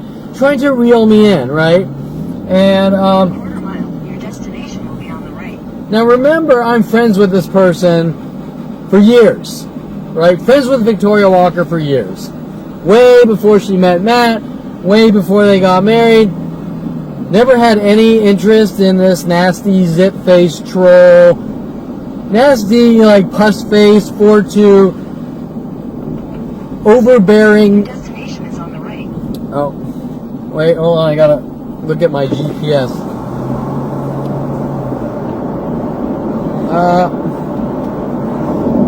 I never had interest in this, like, 4'2", extremely loud, overbearing, pus-faced, demanding, angry, bitter troll of girl who drove a huge Suburban and had to sit on like a pillow to see over the window and weird shit like this. I didn't think of her negatively like that back then, obviously. But I was always there for her. I was always kind. Whenever she needed help, I was there. And then I find out she's involved in these worldwide operations to have me killed and rid of the world. And I gotta pause this because I'm at the destination I need to be at.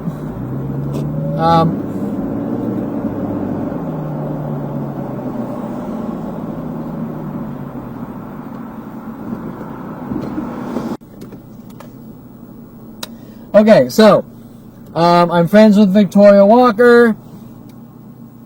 She gets married. I show that I'm still a good friend to her, a good loyal friend to her. And when I say loyal, I don't mean that in the general Twitter, Facebook, Instagram mobster way that they pretend loyalty is about. But a good friend always there for someone, right? And obviously, if that friend asks me to cross the line, I'm not going to be around for that friend because that's more like a mobster loyalty, right? And, you know, I'm about right and wrong and not you do what you're told or we kill you loyalty. In other words, I'm there for a friend who's there for me, but if the friend's like a crazy nut job murderer, I'm gone, right? It's like, or they demand something of me and tell me I have to do something like in the movie Training Day or something, right? I'm gone, right? And so, anyways,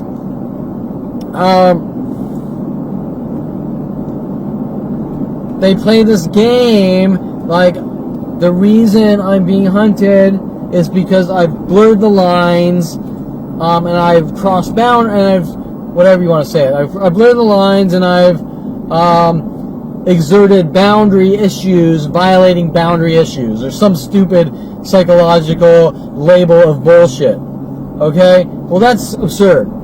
Now, let's think about the argument here. How many of you are friends with someone that got married to the opposite sex? Wait, does that make sense? No, that didn't make sense. Sorry, that sounded weird. How many of you are friends with someone of the opposite sex who eventually got married to someone, right? Well, what do? You say, okay, you got married, fuck off, get lost? No, of course not, right? You're still friends with them. So, if you're friends with someone and they meet someone and get married, you say what? You say fucking great, good, that's great, right? Do you cut all ties? No, you're still their friend. Okay, well, remember, we're talking about behavior, and they're saying, especially Victoria Walker, with my family, that because I stayed friends with Victoria Walker after she got married to Matt Von Malachi, I'm blurring the lines, I'm trying to steal her husband, or steal her from her husband, the same scams they were working on with Jen Hess, which once I found out she was married, I was like, I'm fucking out of here, right? And the same things. And remember, all these people are connected and working together. But the argument is that because I was friends with her and she was married to Matt, I've blurred the lines that can be conceived of trying to steal someone's husband, and it's my reckless, careless behavior, blah, blah, blah. So Matt Von Malachi's hunting me down to have me killed with all these people, and the government, NSA, and worldwide support, because my reckless behavior, just like that guy waiting in this car watching me, some random stranger who is absolutely not connected to Matt Von Malachi at all, and this happens at every place in the world every single day of my life. Right? Do you think that that's about being friends with someone who got married? Of course not. Okay, so now every single person that's breathing is most likely probably friends with someone of the opposite sex who's married. So all those people under the Perlman regiment of perfection with NSA and FBI, which doesn't make any sense, my behavior has to be something that is impossible or unachievable. Now, if you want to go into the details of my friendship with Victoria Walker, I wasn't the one calling her up. Hey, Victoria Walker, I know you're married with Matt, let's fuck. I didn't say that. I actually can't really remember ever calling her, maybe like once or twice on my own. I was friends with her for years, maybe like, who knows, 4 or 5 years, I don't even know. I don't recall ever really calling her up. Every time we spoke was her calling me. Not the other way around. Okay, well, sure, you could still try to use the blurring the lines, but you're friends. I never made any sexual passes, I never kissed her, I never touched her, I never went on dates. To tell you the truth, the thought repulses me, okay? I never thought of her in a sexual way. All I can think of, if I really want to be, what's the word? Abruptly, the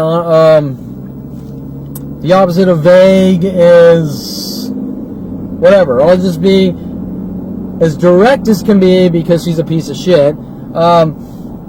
The thought of dating that puss-faced little 4-2 troll piece of shit who sits on little pillows trying to drive huge Suburbans with her annoying, demanding voice telling people what to do and this and that, frankly, disgusts the shit out of me.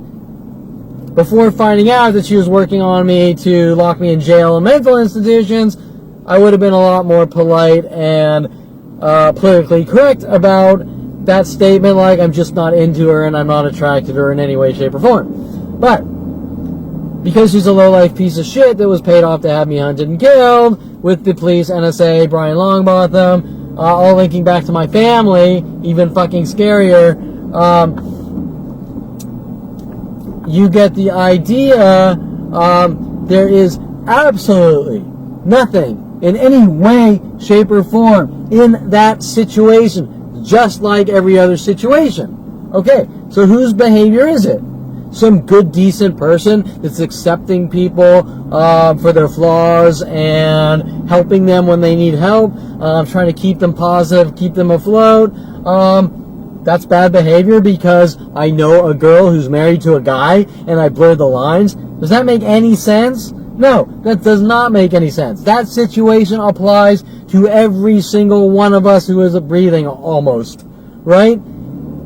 That's like trying to squeeze fucking gold from a fucking rock, right? Or trying to fucking make orange juice by squeezing a fucking rock, okay? It can't fucking happen. The argument, like all the other arguments, is fucking absurd. What we're talking about, when we're talking about not my behavior, their behavior is, you went out on a date. You opened the car door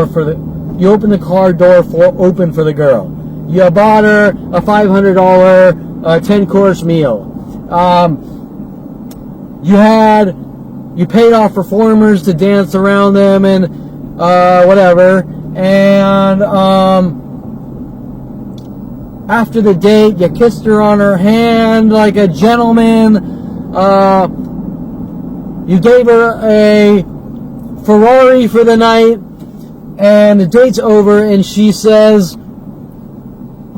well, we went on the date, and he scratched his ear, and so I think he tried to kill me, and we're going to hunt him down with billions of government dollars to kill him. Right? That analogy, which sounds beyond any level of absurd, applies to all the situations in my life. Right? They don't make any sense. So now, whose behavior, the girl who got everything on a date, or the guy because he's a dog, because he showed a girl a good time and bought her some really cool shit and whatever. Right? Okay? Which behavior is the correct mainstream right behavior? And which behavior is the fucked up, you give me everything or I'll fucking kill you behavior? Right? And what are you going to say? I'm schizo? Right? I mean, is that the cover-up argument? Right? Because guess what? That's one of the biggest cover-up operations in my life, is that I'm schizo and I can't see myself. Yeah, sure. Okay, so you get the idea that the behavior has nothing to do with me. Even if I did go out on that date, bought her a Ferrari, opened the door, kissed her hand, whatever, everything was perfect, and I was on that date and I fucking scratched my ass, they would say, that guy scratched his ass on a date, leaving out the entire fucking date, and therefore it's his behavior and he has no social skills and he needs to be hunted down, killed, and removed from society. Right? So that behavior is the same behavior as Adolf Hitler. It's just a different situation or different context, right? You're not basing it on Judaism or minority races, but you're still basing it on perfection, right? And then, of course, you're going to run around saying that I'm a perfectionist. Well, that doesn't make any sense. That's a cover-up argument with the rest of them. Okay, so what other examples have I written down? Although my voice is getting a little scratchy here.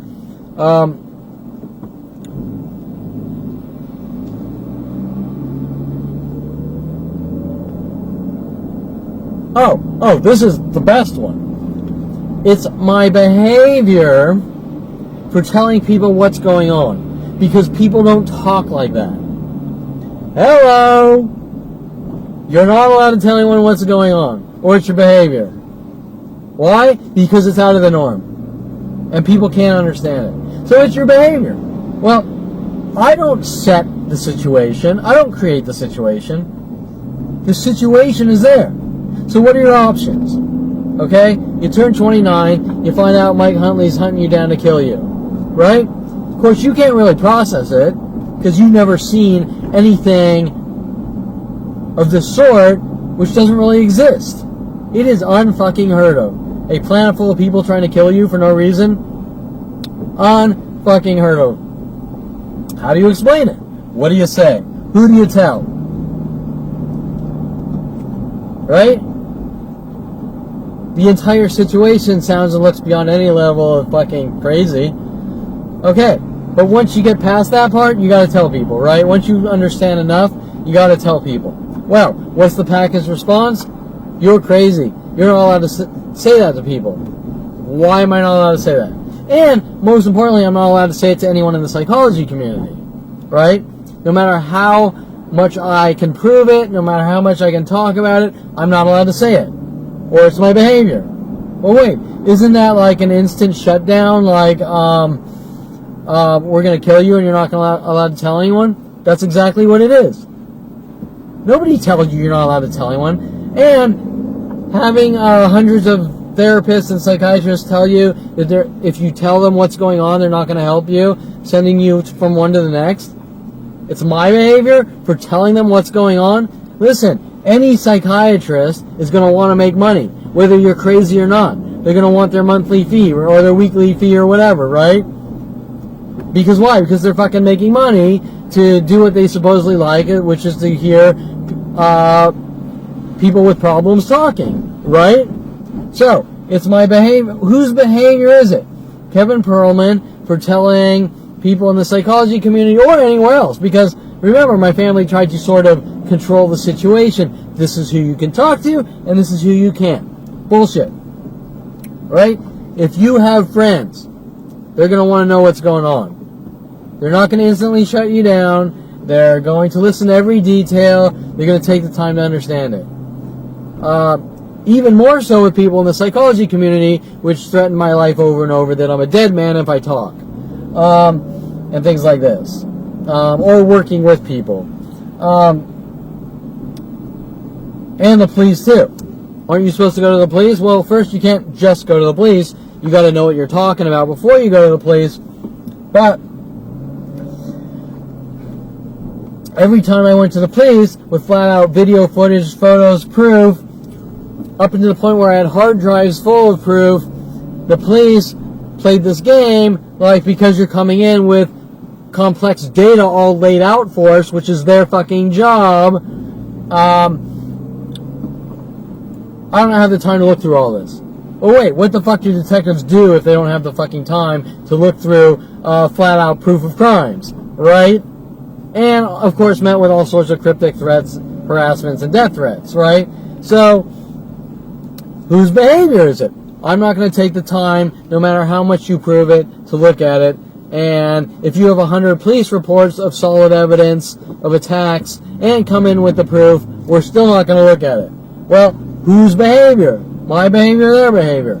Of course, then their behavior is you're out taking pictures in public. Well, yeah, first of all, any way you want to spin that, who gives a fuck? Right?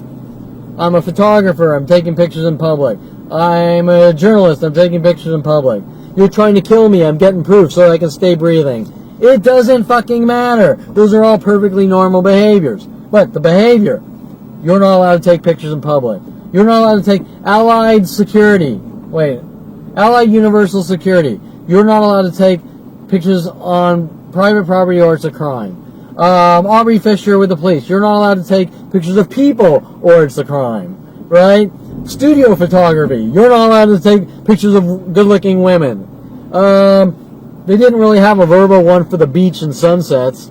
But they still hunted me down for it. Right? So once again, whose behavior? We're talking about behavior. Well, is it my behavior for going out and buying a camera and learning photography? Is it my behavior for going to a Starbucks with a camera, a lens, and an instruction manual? Right? Is that my behavior? That justifies mass groups showing up trying to have me killed because he has a camera? No, it's not my behavior. It's their behavior. Right? So,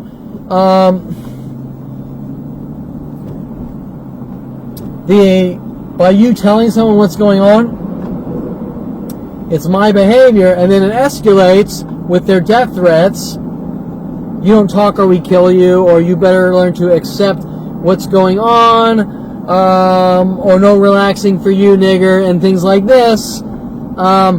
Those are all okay behaviors, according to the government, NSA, FBI, and my family.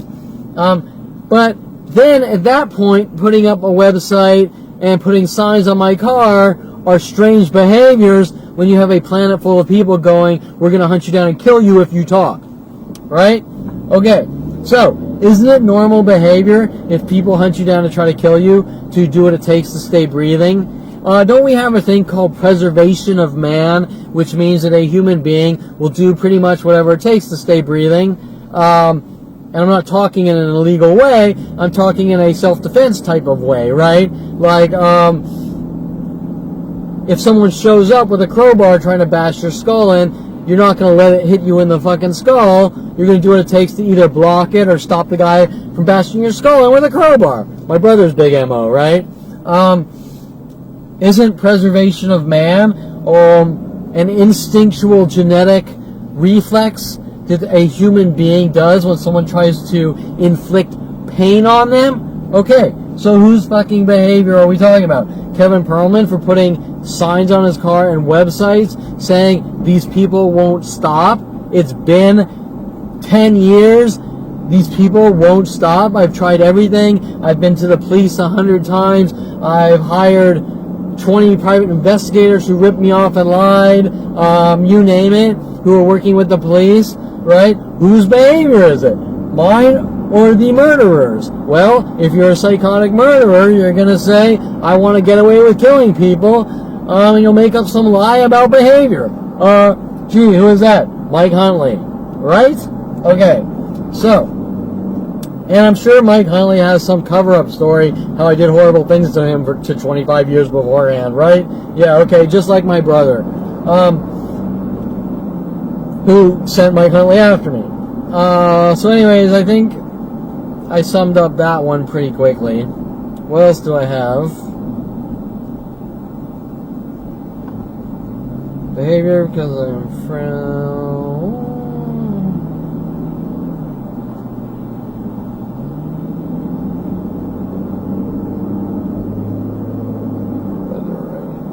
Oh, let me give you an example of the behavior crime. So around 29 years old,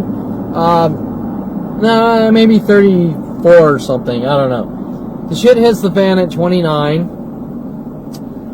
I start to find out something's very wrong with my life, but I don't know what the hell's going on. I notice there's a worldwide campaign to kill me, but I'm not really believing what I'm seeing because it's completely out of context from anything normal and nothing's directly said. Who knows? Let's just throw an age. Let's say 34 years old.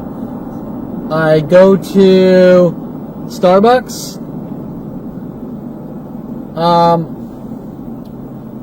Topanga and Ventura, which they instantly start in on me from the first moment I go there. I buy some coffee. This isn't instant, like this isn't the same day. These are time periods. I started getting into trying to relax and get some coffee and start over with my life, or get coffee on the way to the office and get some coffee and read a newspaper for 30 minutes or something, right? You know, perfectly normal things. And they didn't like it. So at one point, you know, just things are just unbearable. There's just worldwide groups taking turns on me. I don't really understand what's going on, but I pull out a pad of paper, and the reasoning... First, I'm going to say it doesn't matter why I had a pad of paper and writing notes. It does not matter. But the reasoning I had the pad of paper was to write up some business plan ideas I had, right? Now, the Starbucks employees and the customers saw that Kevin Perlman was pulling out a pad of paper and writing notes, and they thought it was about their stocking operations. So they didn't like that, and they attacked me, started ramping up their attacks more and more, probably with the argument that something's wrong with him because he's writing notes about something or other, right? Now, once again, we're talking about behavior. It is not weird behavior to be at a coffee shop and write whatever the fuck you feel like on a pad of paper, right? Now, for me, they were business plans to start over with my life. But my point is that they're trying to use the excuse, it's his behavior because he pulled out a pad of paper and was writing notes. I don't get it. I don't see the behavior, right? Now, is it or is it not the behavior of a group of people that say he's documenting us stalking him, so therefore he has strange behavior,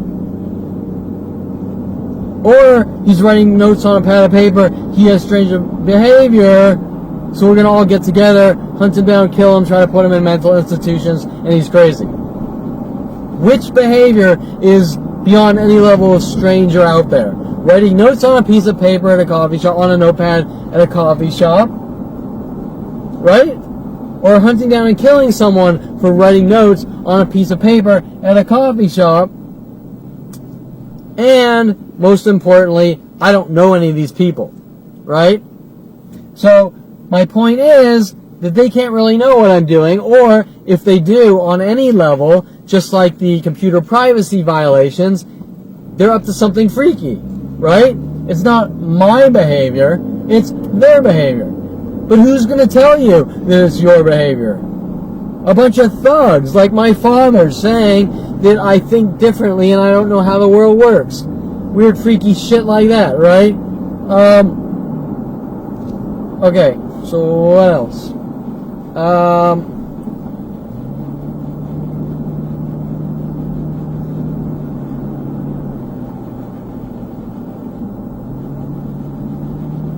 Oh, okay, this is the last one, and then I'll cut it off after here.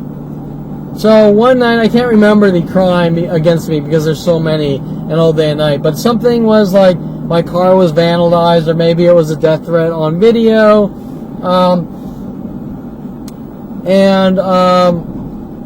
I go to the Topanga police station to report it, most likely with video proof like usual, which they don't want.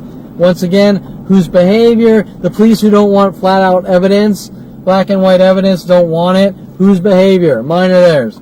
The police station, they changed their closing hours from 24 hours to like 7 p.m. or 11 p.m. or something. I go to the police station. They're closed. There's a lady waiting for me. And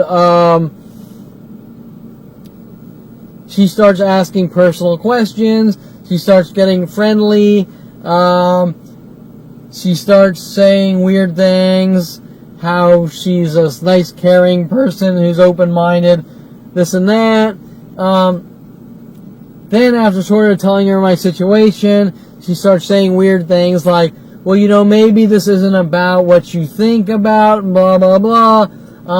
Maybe this is about taking initiative and cracking the whip on the police and this and that.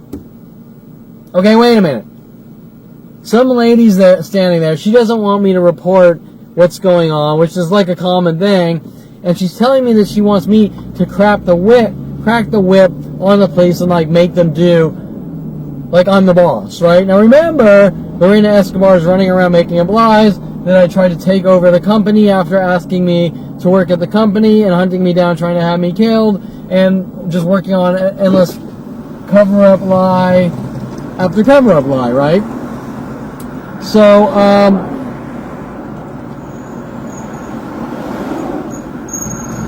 so you can see the connection of information that I'm being the nicest person known to man, but I'm literally, there's literally a propaganda murder campaign worldwide to cover up each and everything that's done to me. But now I don't want to go into that. I still want to stick with the behavior. So this open-minded lady is telling me that this is about cracking the whip on the police to tell them what they can and can't do. And I tell her, I say, look, I come in here like every week filing police reports with crime after crime against me.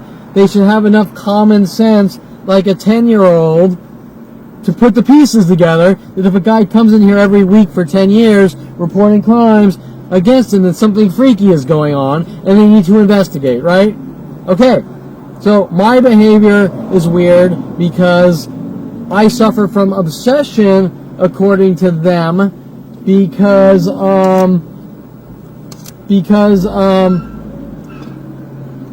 I focus on my past of connected events of mass groups adamantly trying to hunt me down and kill me and won't stop. Whose behavior? Theirs for turning a blind eye, or mine for going, look, these are all connected events and they won't stop, right? Is that obsession, right? Of course that's not obsession. So my point is that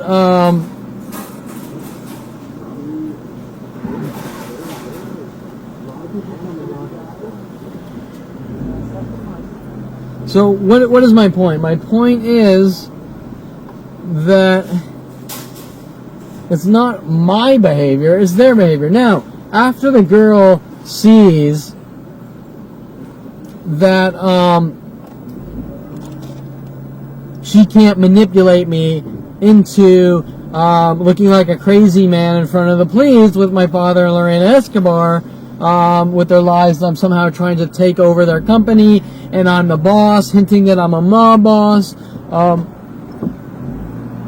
My father hiring Lorena Escobar, trying to pretend that she's from like the Pablo Escobar family and weird shit that's just totally out there, trying to flip me out. After this, she doesn't get what she wants, although she is a completely separate entity working on me to set me up, to cover up these mass crimes. She goes from the open-minded, so what do you do for a living? Well, I do computers and IT and 3D animation and yada yada yada. And then she goes to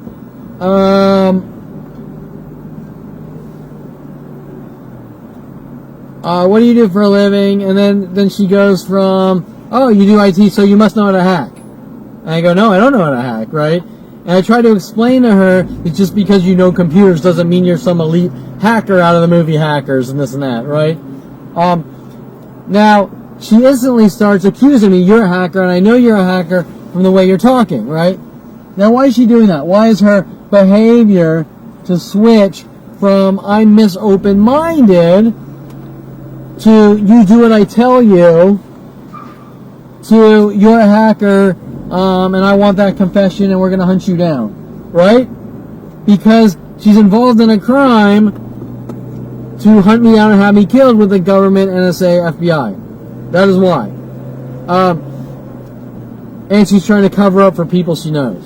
Okay, so my point is that why wasn't her behavior, yeah, mass groups that keep hunting you down, trying to kill you and doing these things is wrong, period. And the police need to do their fucking job, right? Why wasn't that her statement? Because it must be my behavior, right? So, you get the idea that this has nothing to do with my behavior. But where did the behavior come? The behavior tactic come from? Well, it's just another empty argument based on propaganda to the entire planet to justify having me killed. But once you try to talk or compare behaviors, whose behaviors is normal? Look, I'm going to the police for help. They need to do their job. I keep going to them. I keep giving them evidence. And they won't do anything, so something freaky is going on. It's perfectly normal behavior versus you need to crack the whip and tell them what they need to do and this and that because she wants me to walk in demanding this and that, looking like a crazy man so that they can arrest me, right? And that is the entire point based on this entire behavior argument. Now, I didn't really talk about the asshole part, but really, you don't need me to, because from what I've just told you, how could I possibly be an asshole, right? And, once again, even if I was an asshole, I've never seen a worldwide asshole murder squad to kill someone. So, that argument doesn't really fly. The behavior argument doesn't fly. The you're an asshole, so there's a worldwide campaign to kill you argument doesn't fly. And what are we basing the you're an asshole argument on anyways? The one-time argument ever with my mother at 14 saying, fuck you, who cares what people think, disobeying her. That is it. That is the entire you're an asshole. So, what does that mean? It means that one imperfect moment, having a mother and loving her and always being there for her, is all thrown out from one imperfect moment, and the rest of your life is completely pointless after that. There's no my family getting past these events. They hold on to it, and then it's the worst crime in the world. I mean, have you ever seen a kid disobey and mouth off to their parents? It's got to be every kid on the planet, right? But yet you're looking at one kid on the planet who this entire planet to kill him for one argument ever with his mother at 14, right? But is this really about that? No, it's not. These are government kill operations since 5 years old. But you still need to understand the behavior argument because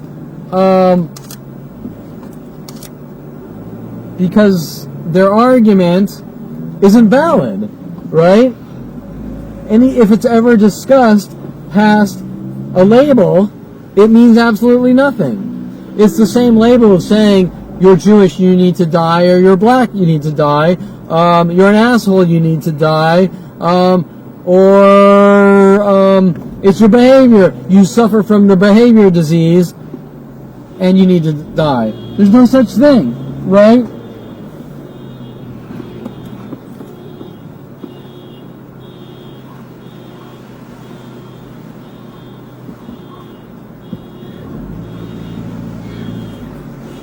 So anyways, I'm going to end this segment here. The continuation of the behavior asshole crime or whatever, because I think you get the idea. I just wanted to prove a point about behavior. And remember, each of these people that I brought up an example, that's one example of continual operations. For example, and I already said this, but I'll say it again. You know, Jen Hess, I gave you one example. Well, there's probably 100 examples like that, right? Brian Longbotham, same thing. Mike Huntley, same thing. Paul Humphrey, same thing, right? So, I just wanted you to understand those examples and where I'm coming from and from my mouth, because remember, all the information that's given out worldwide, it's not coming from me. I never said these things. It's coming from random strangers worldwide and being disseminated worldwide. Well, how's that possible? I'm not a news anchor on Fox News or anything, right? And I haven't seen any news clips about me, right? So how's this information within minutes go out worldwide each and every day directed at me, right? Right, so you get the idea that I'm literally being hunted with every resource known to man to have me killed. Why? Because I found something out, although what I found out was that these were extermination operations to begin with. So their methods just changed based on the more I knew. Once I started finding out at 29, it was a more aggressive form of killing me than, instead of trying to figure out how to lock me away in jail cells and mental institutions, it went to now we have to kill you for what you know, so to speak, right? First comes the setup phase, but they can't successfully set me up, so now I find out, and now they gotta kill me, right? You get the idea. But remember, this links to NSA, FBI, police, with every resource worldwide now known to man to have me killed. And so I'm at the Ralph's lot here, and they brought in thousands of cars with no plates. So I'm taking pictures, and they're ramping up the no plate attack, and so that's what I'm taking pictures of. But anyways, you get the idea.